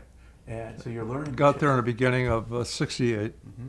Martin Luther King died, and then Robert Kennedy, the head of the American Nazi Party, was shot to death there. Right. Now, along the way, also, you're studying the Czech language, and in 1960, you were studying the Czech language, and in 1968, there was a revolution of sorts. Right. The revolution started. We call Prague Spring. Right. And then the Russians sent an airborne unit in to capture the airport in Prague and all that. Yeah, I was there during that whole thing. And then the Pueblo got captured, and then a Pan Am flight got shot down by the North Vietnamese or Chinese, and it was terrifying. Mm-hmm. And should I watched Washington D.C. It'd smoke, and crowds of crazy people, And I hear I'm going to Europe with the Czech language. But by the time I got there, things had quieted down. Mm-hmm. All right. So how long were you in the language school? 47 weeks. That's a long. Yeah, the daily grind. Mm-hmm. It's hard work. Yeah. All right. And when you complete that, where do they send you? 18th MI Battalion, Munich, Germany. Okay. That's an exploitation center. All right. And what did you do once you got there? I worked basically translations on documents, and didn't actually have any physical one-on-one with anybody at that time. And then the operations officer, not officer, but NCOIC kind of had a problem, and I ended up taking his job, and then I was also the secret document custodian for the unit. Mm-hmm. And we had a series of, we called joint interrogation centers throughout Germany. And we also had representatives at the refugee camps and other places where people of interest, of knowledge may gather. Mm-hmm. Refugee camps. Refugees from where? Eastern Russia, Eastern Europe. Okay. Primarily from some from East Germany, but a lot from Poland, a lot from Czechoslovakia, a lot of Hungarians, a few Bulgarians like that. The only Russians that we had were defectors from group Soviet forces, East Germany, border guards and so forth, people like that they decided to take off. We also did a lot of work with legal travelers that we'd contact at various locations, and we had people in the field doing that type of work. So it was exploitation. Mm-hmm. All right. And how long did you do that job? About 2.5 years. Okay. And what was life like in Germany at that time?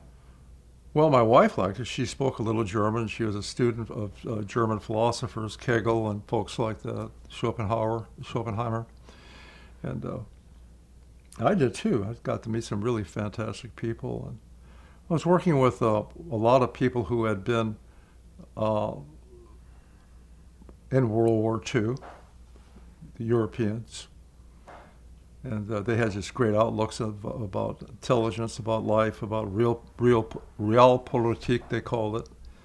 And I learned an awful lot. They taught me a great deal, just a great deal about life and real history. And so it was very enjoyable. All right. And how did the Germans seem to view the American soldiers? If they were from a military concern and they're in a town and they're drunk and noisy and ill-mannered, they're thought very poorly of. Mm-hmm. But I personally never met a German who had anything of a negative attitude towards us. Mm-hmm. And we work with Germans. Mm-hmm. And we're very close to the Bundesnachrichtendienst, the German intelligence service. And they co-partners with us on all kinds of stuff. So, and we also work very close with the British, very close with the French for a while until France left NATO. Mm-hmm. And we, most of us didn't have uniforms, and we work with the people. Mm-hmm. And did you live off the base? Yeah. Well, we had a housing area within about 20 minutes from. The base wasn't a base. It was like a cluster of old German government buildings mm-hmm. that we had.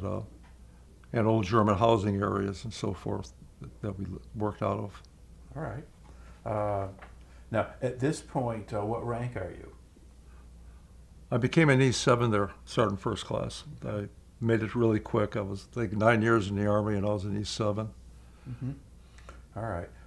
And then, having done that, what do you do next? What's your next assignment? Trying to think, where do we go from Germany? Let's see. This one says you go to El Paso, Texas. Where? El Paso, Texas.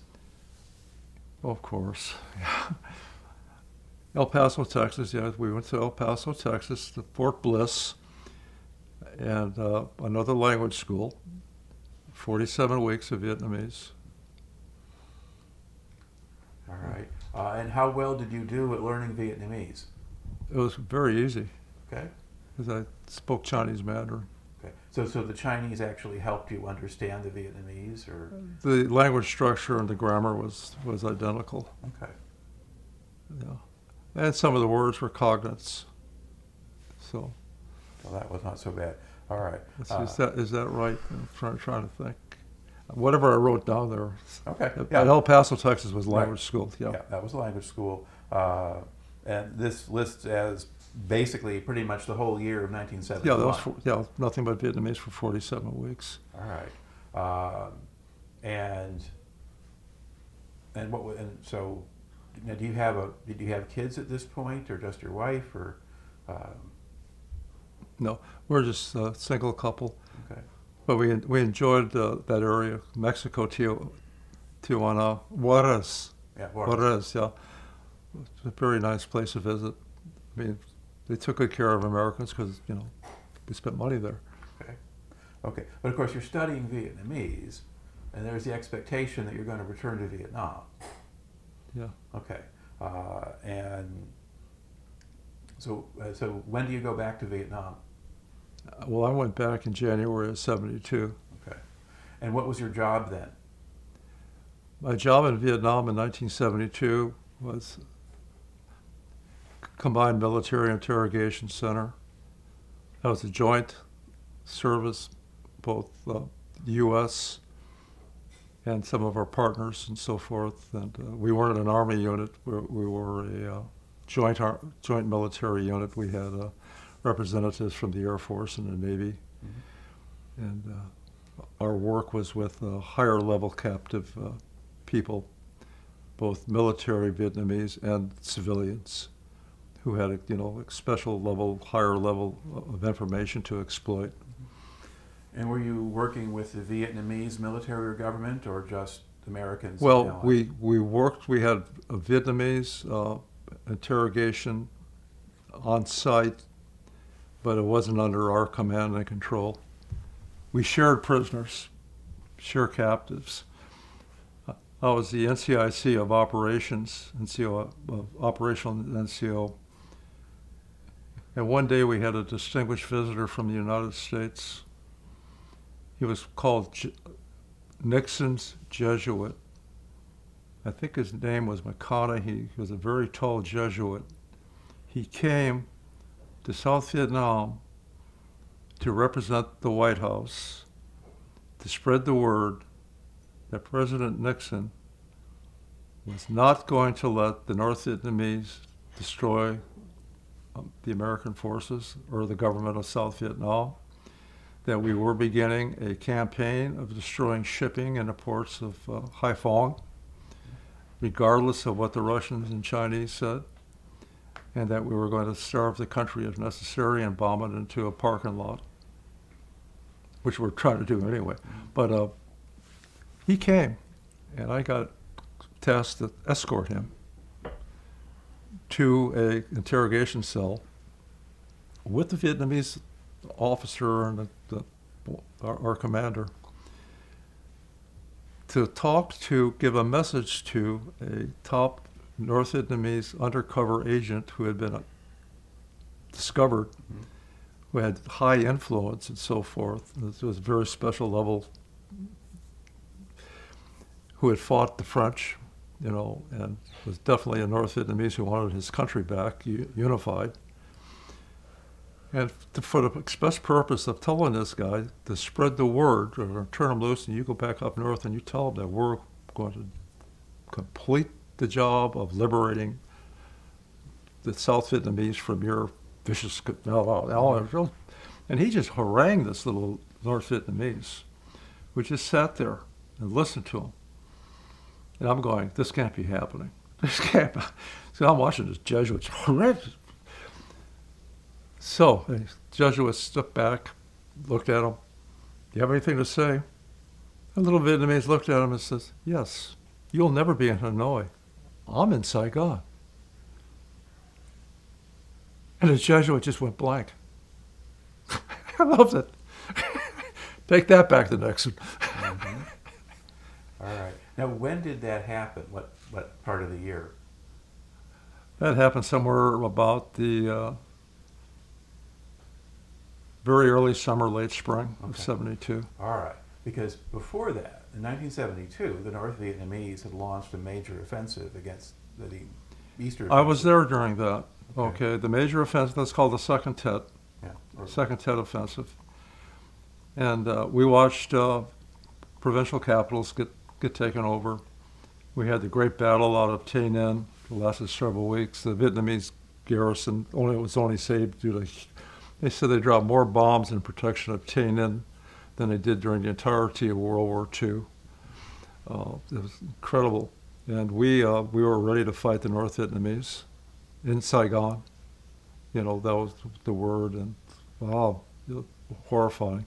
And I saw 122 millimeter rockets come over the barracks that I was in, headed for Tan Son Nhut. So it was, they gave it a good try. They brought armor all the way down from South Vietnam to Tay Ninh, and I've seen pictures of it. Mm-hmm. We had a very aggressive intelligence collection effort going on at the time. People from our center were in Cambodia, Phnom Penh, interrogating high-level people captured, and up to Vientiane and Laos. We had go teams, we call them. But that was exciting, and all of a sudden one day, we're told we're back, we're finished. No more combined military interrogation center. Okay. And so when does that shut down? July. It was shut down by July 1st, I Okay. believe. And what did you 72. do? Okay. And what do you do after that? I was assigned to J2 MACV, the SRA, Strategic Research Analysis Division of J2. And what is J2? That's the highest level of intelligence, command intelligence. Like, J3 is operations, J2 is intelligence, and I don't even know if they use J1, but that would be a civil type community, relations, blah, blah, blah. Okay. All right. And so what did that work consist of? What were you actually doing then in that job? What I was is I replaced a operations sergeant who was dedicated to the commander, the J2 himself. Okay. And they had the operational control of the war room, SMS branch, the CORDS system, CORDS program, the Hamlet evaluation system, the Phoenix assassination system, Madam X files, Third World Officer files, foreign area specialists were run out of there, and a couple other clandestine programs. Okay. You said Madam X files. Yeah. What are those? She was a implant in the South Vietnamese government reporting to us about South Vietnamese government work. I'm pretty sure that we had her files. I just never read it because there's so much there. My God. Mm-hmm. My job was to review the SRAP's Special Report Intelligence papers, analysis papers that were destined for the White House and for the ambassador to South Vietnam. In other words, what I did is I checked them for format so that they would transmit properly. I didn't analyze the content. I never read them. I just looked at them and see if everything was ready to go, and then gave it to the commander, the J2 commander. It was methodologies and so forth were RAND Corporation controlled, very highly system oriented. Mm-hmm. All right. Now, we had the Arkwright room right across the hall. That was the B-52 Coordination Center. Now, at this point, were you basically expecting that sooner or later we would leave and South Vietnam would fall? Say that again. Were you expecting the war to end? Were you expecting the North? Well, Nixon wanted a peace, Mm-hmm. Because he was chewing up the military structure. It was just upside down, and this war was so unpopular. It was a terrible time. Yeah. And he wanted it in any way how to successfully complete it. And he had Kissinger working like crazy in Paris, which that same year, of course, he got his agreement that he wanted. So it was, it just had to end. Yeah. Did you complete your tour and go home before the peace was announced? No. Okay, so you were still in Vietnam? I was in Vietnam when the agreement was circulated with the effective date where it said this is the drop dead date, so to speak, 17 January 73. Everything had to be shut down. There was security forces, the protection of the consulate, that type of thing.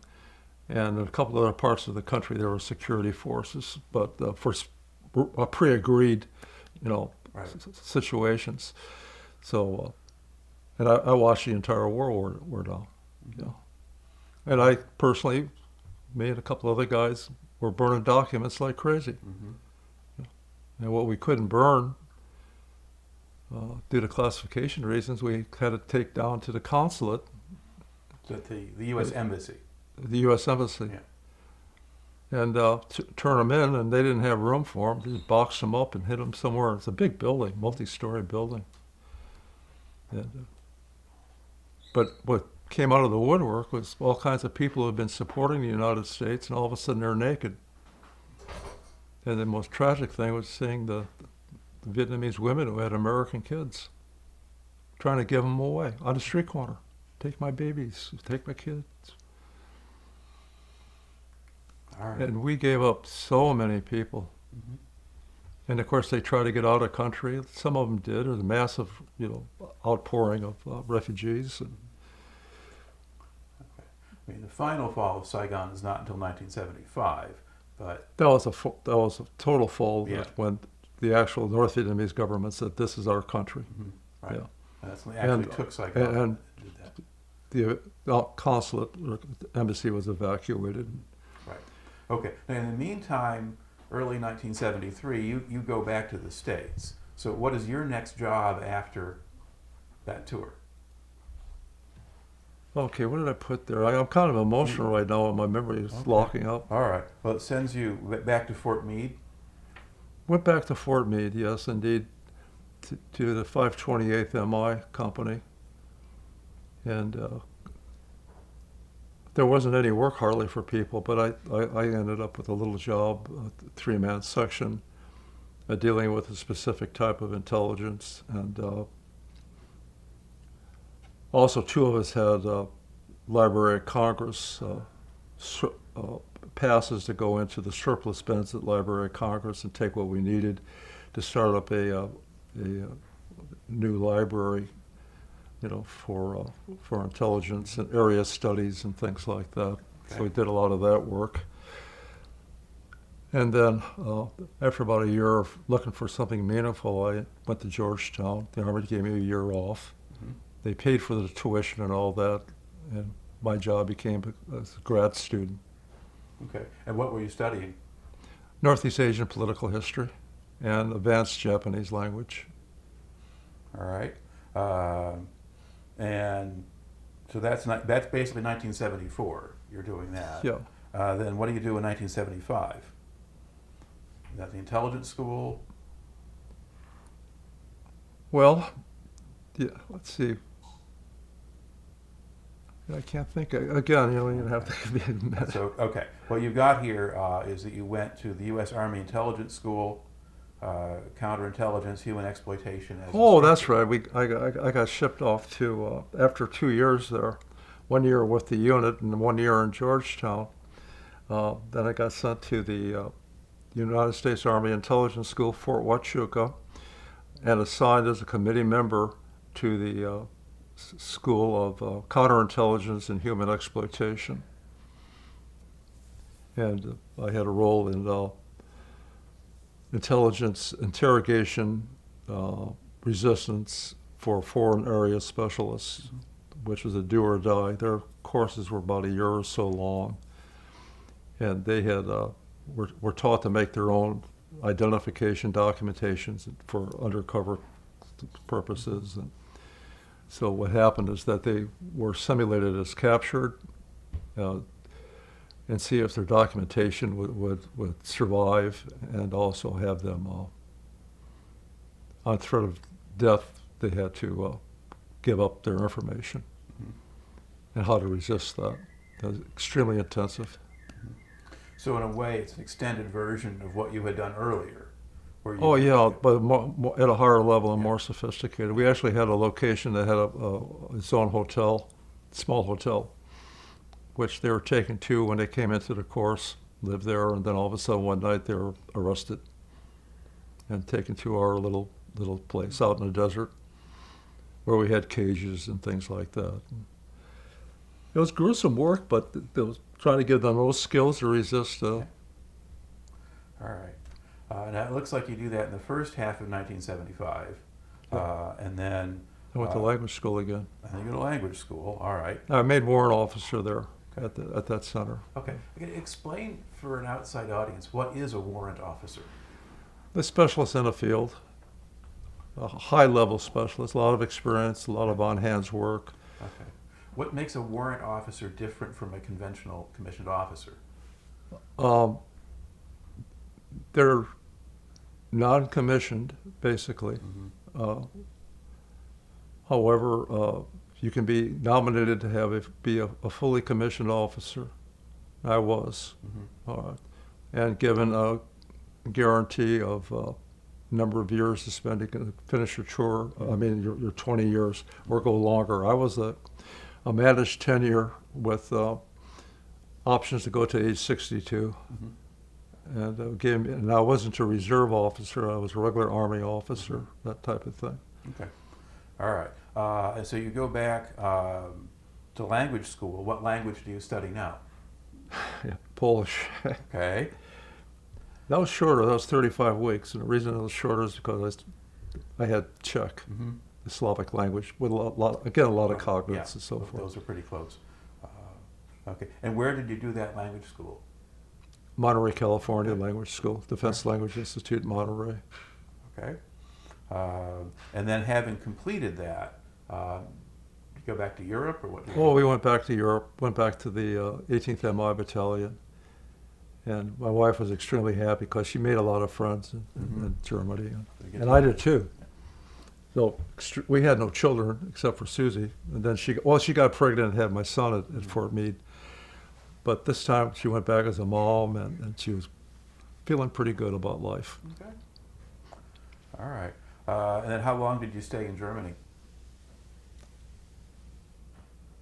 A little over 2 years. Okay. A little over 3 years and 3 months.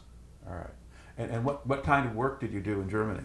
I was the OIC, the officer in charge of the Polish Czech interrogation section for the unit. Okay. And were you again talking mostly to refugees and things like that? Or? We actually had a guest reception station where they came and they stayed, and then we'd call them out for work. Okay. So yeah, they're cooperative. They weren't interrogated; they were interviewed. Right.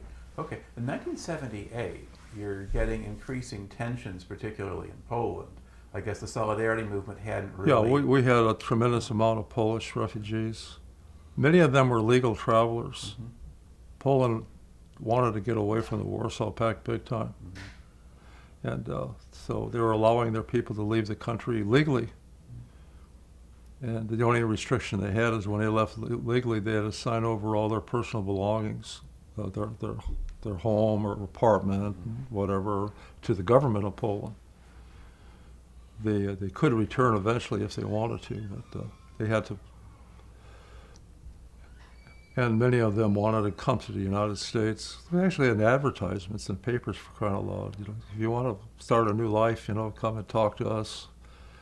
All right. Yeah. And was that practical? Did a lot of them get to move to the U.S.? A lot of them came. Yeah. I guess there were enough Polish Americans already that.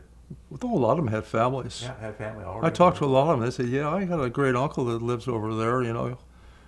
Not only that, but we had a lot of American Poles who had returned to Poland, even though it was a communist country. And they used to talk about the New York Police Department had an association in Poland because they had a large number of retirees there. Yeah.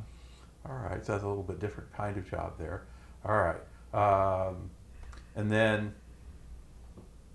at this point, you also get, I would say, in 1978, you got yourself a master's degree. Okay, and what was that? Well, no, I did not get a master's from Georgetown. I wasn't there long enough to complete that program. Right. However, I took a full program, a full 2 years of studies while working at a program called the University of Southern California's German Graduate Program, Munich, Germany. And it was primarily State Department people and military that could, muster getting through the examination process and see if you could take it. I was a shoo-in because of Georgetown. I already had historiography and techniques of historical research, and all right. So that was a great experience. Working on realpolitik. I was in seminars and symposiums all over the place, and we had a special segment of the program on Middle East conflict, history of Middle East, so you understood what was going on there. So. All right. Okay. And then we get down to September of '79, and we get your last duty assignment. I was an officer, desk officer for military geography Okay. And where were you doing that? at the 18th MI Battalion. See, we had to have a desk to clear the reports before they got sent. The draft reports got sent for analysis, evaluation. We had 4 sections, I believe. We had military geography, sociology, science and technology, and order of battle. Okay. But that was still all in Germany. That was all in the same unit. Okay. We collected the information, and we turned it in intelligence reports, reviewed them, and make sure that they corresponded with Defense Intelligence annual manuals and so forth. And it's all routine. It's all routine collection. It's just. All right. Now you have here on your resume one final assignment. You go to Fort Benning, Georgia. Yeah. Okay. And what was that? I elected to go to Fort Benning, Georgia, because I wanted to come into a more normal world, and I was assigned to a unit called the 179th Military Intelligence Unit, which supported a corps level, which included the airborne components of the 82nd Airborne, all those type for immediate deployment to hotspots in the world. And I was the OIC of the interrogation section there. And we had a lot of exercises, but I also had a position at Infantry Hall, which I had a lot of experience with Soviet armor, Soviet capability, Soviet group forces capabilities, and so forth. So I got drawn into a lot of work with people who had committees and so forth and so on. So All I was only there for a few months, September through March, retired in March. Okay. Now earlier you had mentioned that you had the potential or maybe the option of staying until you were 62, which in the end you do not do. Yeah, well, that was a special program that I was involved with. Okay. Yeah, but I can't discuss that. Okay. All right. So why did you leave the Army when you did? My wife was becoming ill, Okay. mentally ill. Mm-hmm. She was also becoming, as I progressed in the field, she would become more and more knowledgeable, and she had to be cleared, and she was actually given stress testing and things like that to see if she would be reliable, and she passed it, but I knew she wouldn't be. Mm-hmm. All right. So now you need to change your career. Yeah. Find something else. So what kind of work did you do after that? I started off working, we moved to Washington. I've never been there before, but I wanted to go there. Mm-hmm. And the recession year was kind of hard to find work and so forth, but for me to get a VA loan for a home, that I had to have a job.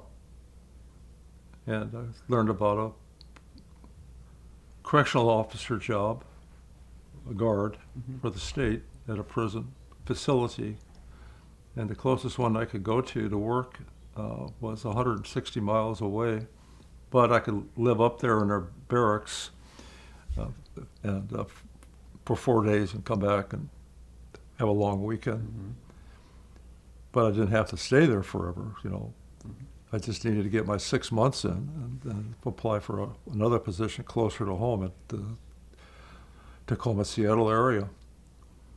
So I took that job and stayed up there 6 months up in the hills of the peninsula of Washington and learned a lot. It was great. And there wasn't any uniform requirements, none of that. It was a work camp for people who had spent a long time in prison to get accustomed to more closer to a civilization and eventually parole out. So I worked there. Then I got a chance after 6 months to work as a counselor at a women's prison, much closer to home, like an hour's drive away. And then they had a reduction in force, so to keep from getting riffed, I got a job at a men's prison called the Washington Correction Center in Shelton, which is the intake prison for the state as a community corrections officer, but I was only there 3 months because a new prison, the old federal prison at McNeil Island, the feds had turned it over to the state, and the states created their own prison there. I got promoted again as a correctional counselor, classification counselor, I think. And then I ended up moving out to the minimum custody unit, which was for long-term incarcerees to go down to a lower level of custody while still in the prison system, under guard, so to speak, behind the wall and so on.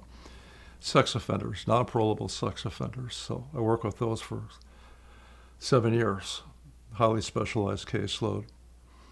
Violent sex offenders some were doing life and some could be paroled, but they were too dangerous to be paroled. So, and then one day in October of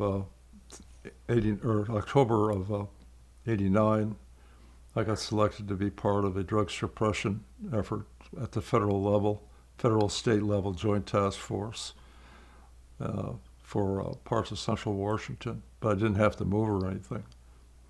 We had our office in Tacoma, and so I took that and worked that for a few years, and learned a lot about surveillance and things like that. Very exciting job. All right. I got a lot of super good training, and actually ended up in an Interpol course one time and things like that. But then the government ran out of money for the program, so I became a field officer for the state, community corrections officer, supervising parolees, and with my background, I was given very difficult handle for parolees. Instead of that, picked up another master's in criminal justice, and retired that way at 65 after 26 years in the state system. All right. Now, look back over your military career. How do you think that shaped you or affected you? Probably would in a variety of ways. But. Well, I had a highly specialized career, a real-world career. Mm-hmm. To make warrant officer, you needed to have high-level intelligence, had high levels of recommendation. And I had a recommendation from the commanding general of what they call the Central Security Agency for the National Security Agency, who I went to see at their headquarters outside of Fort Meade, Maryland. And I went to see him because I knew him from Munich. He was the commander of the 66 MI group. And I said, I'd like your permission to become an officer in intelligence. And he wrote me a very short but very powerful letter under his letterhead, which carried a lot of heavy weight, saying that Sergeant Gohl is, I knew him. He was one of my key people and so forth, which wasn't quite true. He had a lot of key people. But he's well-experienced, long-term well-experienced warrior in the Cold War. He's vital to our intelligence effort in the country, the blah, blah, blah, blah. So it meant an awful lot. So that's how I became warrant officer for sure, even though I had a great amount of experience and intelligence and all that. Or not intelligence, but education and so forth. Now, did the military experience, did that help prepare you for what you did later on with corrections? Was there an overlap or a connection? I think it did, yeah. Because I could walk in and analyze the situation very quickly, come up with solutions, potential ways of working with this problem. And I also said, here are the possible outcomes and which one is preferable, which is short-term, which is long-term. But they ended up calling it management by objectives, but that's how we worked. Mm-hmm. And we knew how to take the bullshit from. All right. Now, in your current life and your retired life and so forth, your own Native American identity is kind of very important to you. And you are, among other things, kind of the chaplain for this group here in Grafton, Illinois, who was building this National Memorial of Military Ascent. And that comes out, and your chaplain status is distinctive because you're basically a practitioner of Native American religion and so forth. Now, at what point did you really start to get engaged in that? Was that while you were a corrections officer? You mean to walk that pathway? Well, yeah. Walk that road? Oh. It had always been in me. I knew I was Indian. I could feel it. And I had certain encounters, even as a young man. I was in basic training, and like in our 7th week, on a Saturday afternoon, our platoon sergeant showed up in the company area. And as a platoon, a barracks head was a platoon, we were marched down to the canteen. They have a beer as a reward for working our butts off. And it was full of guys, so I'm sitting there and needed to go to the restroom. And I walked to the restroom to these tables full of GIs drinking beer. Came out of the restroom, heading back to my table. I went by one table on the left. As I was walking by it, one of the men sitting there called out, "Why are you ignoring us?" I looked at him. There were 3 Indian type guys sitting there. I said, "What do you mean?" He said, "You know what I'm talking about? You walk right by us like you don't know us. You're supposed to be a brother. Why are you ignoring us?" I've never been talked to that way before. And then he said, "Where's your mother?" For some reason I said, "Teton." She's a Teton. And, "Oh, okay." I said, you better talk to us now, okay?" I said, "Well, I got my table with my friends. I'm supposed to stay with them. But thank you for talking to me. I appreciate it." So that was the first encounter that I got my ass chewed. Why are you ignoring us? So, but after that, I over the years, then things started happening, and Indian friends came and taught me. And by the middle of the 80s, I was becoming pretty deeply involved, and I had medicine people working with me and give me help on a path. All right. And Now, by the 90s, I was being recognized as a medicine carrier. And none of it I asked for. It came. What I needed came. And then when I learned more about my family, and eventually, by the time I was 62, I had a pretty good look at where we came from, or the European part of the family, how they married into the Indian people, Seneca,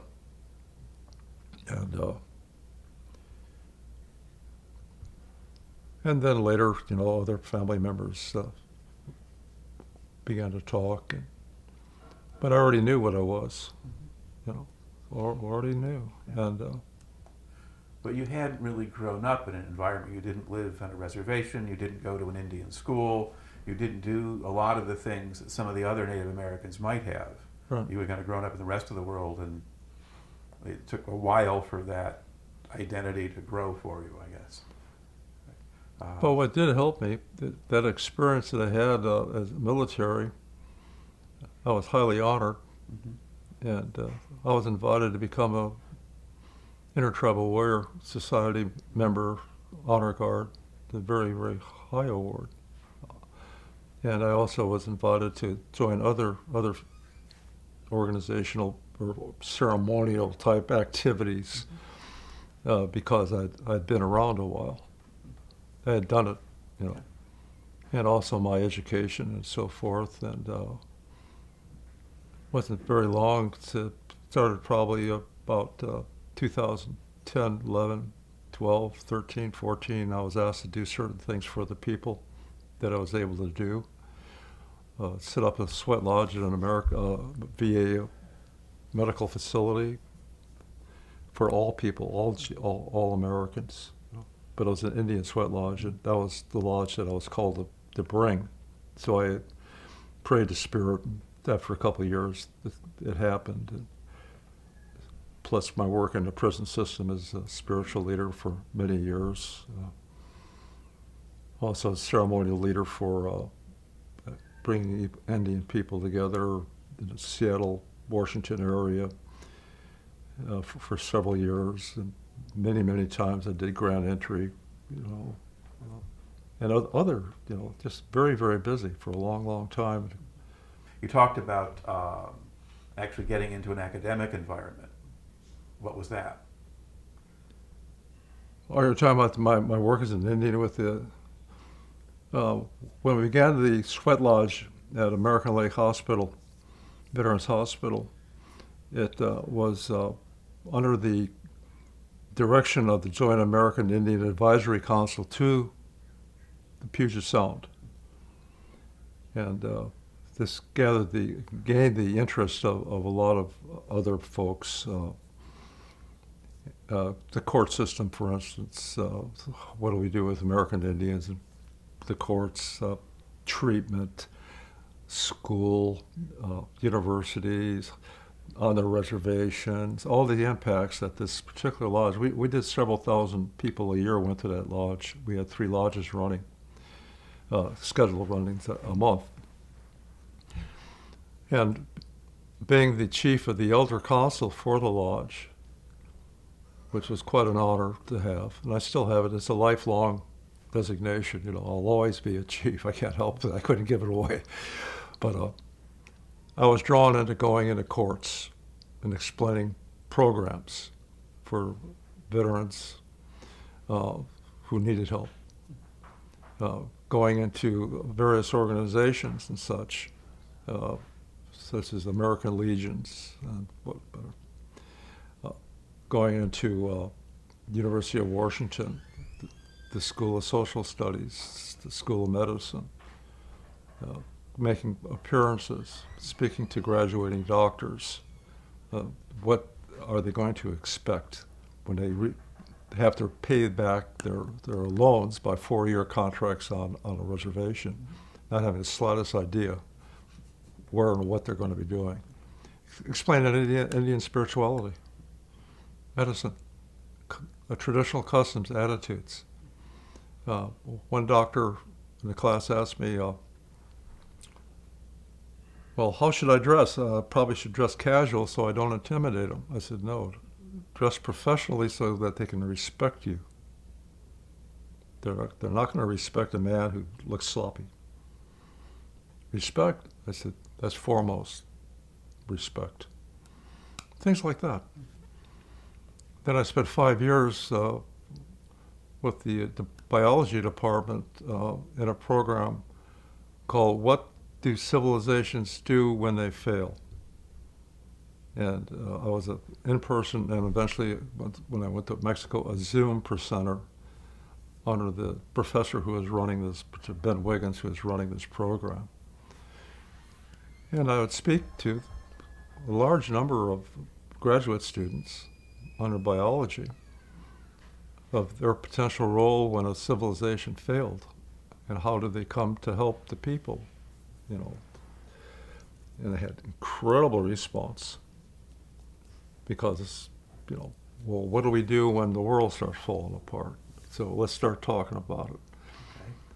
I hope we don't need most of that. Yeah. But Well, one of the things I would do, and I was in, Guadalajara doing it when the 5 years was up, but still, and I'd sit there on the Traza, talking to the classes, and I'd say, well, you have a responsibility. How many here are going to get married if you're not already married? Have children? Are you going to send your children to college? What if there's no world? Things like that. It became a reality check. And so how are we going to plan for that? Well, let's just take a look at what could be done, maybe to ameliorate the effects of this potential crash of the world, All right. And it became very popular. Yeah, it probably made them think about I've done a lot things. of that, yeah. Okay. And so finally here to close out, what brought you to Grafton, Illinois? We're here? Why are you in Grafton, Illinois? I can't get that last word. Why are you in Grafton? Why But- are you here? I don't know. I didn't put in for this work. Creator said, get your butt going. I said, well, help me out as much as you can if you want to, but I don't know what I'm going to do or how to do it. And the answer was, that's not important. Okay. You'll do what you need to do. Okay. It's like when I was past the Eagle staff, the hereditary Eagle staff. I said, I don't know. What do I do? I mean, I'm just nothing. I'm a little guy, and you're passing a item of power and respect, and they said, what do I do? I said, you don't do nothing. It'll do it for you. It'll teach you. Just sit back and get your ego out of the way, and follow, and that's what happened. Okay. On a little bit more practical level, how did you first make a connection to this project here in Grafton? It actually started before meeting Mike Morrow, long before, because the executive director of the Mississippi River Cities and Towns Initiative is my only nephew. We were a very small family. And he asked me several years ago that he was being pressured to bring in American Indians into consideration for the work of the river, which needs to be done and maintained and secured. And he said, what do I do? How do I do that? I said, all you do is just send your interest out. There's some things you can do right now. What are they? I said, Washington University School of Indian Studies. Go over and ask them. Just see what their ideas are. Because he's being pressured big time by his membership. Well, we need to get the Indians involved in this because they've had a lot to do with this river and care of it and so forth. And it's been theirs for a long time. They should have word. And so he did that. He did that. And he asked me why. I said, well, we got to stop the colonials from pissing and shitting in our blood. And he said, what? I said, think about it. It hit him hard. His grandma's an enrolled Indian. Mm-hmm. You know, it's got enough in him to feel that. So it keeps. He did that, and he got the support of the director of the School of Indian Studies for University of Washington, St. Louis University of Washington. And from there, he was able to make contact with guardians of the Mississippi River, the Red Leech, White Lake, White Earth. And it just grew from there. Mm-hmm. They were waiting. They welcomed him. Yes, we'll help. Tell us what your proposals are, what we all need to do together. Common. He did that. Created a fine document, 48 points. We're all signed off now by the 3 guardians of the Chippewa and 9 other tribes at the headwaters. And that's why I was there. He invited me to come up for that because he felt I was part of it. Mm-hmm. So that's where I met Mike. Mm-hmm. And then once you... It was all there, you know. I just kept one foot after another. All right. Well, we're very glad that all of that happened, and all of this now is moving forward, and you are officially you're officially the chaplain for this project. Yeah. All right. And so that gets kind of to the end of my questions. Do you want to say anything else in closing? Or? No, I just want to thank you for listening to my words. They're not my words. They're coming through me. You know, I don't, I accept responsibility for what I do, but I can't accept responsibility for the genius that I am sometimes. if you want, that's a joke, of course, but Yeah. Maybe things that's come out of me that I have never processed before, and I'm a hollow bone, and that's one of the reasons why I am what I am and have been walking the pathway for quite a while. I just don't sit there and prepare these thoughts and struggle over it and mesh my experiences into a big ball and say, here it is, No. All right. All right. Well, you've done a wonderful job for us, so thank you very much for taking the time. You're welcome. Thank you very much for listening.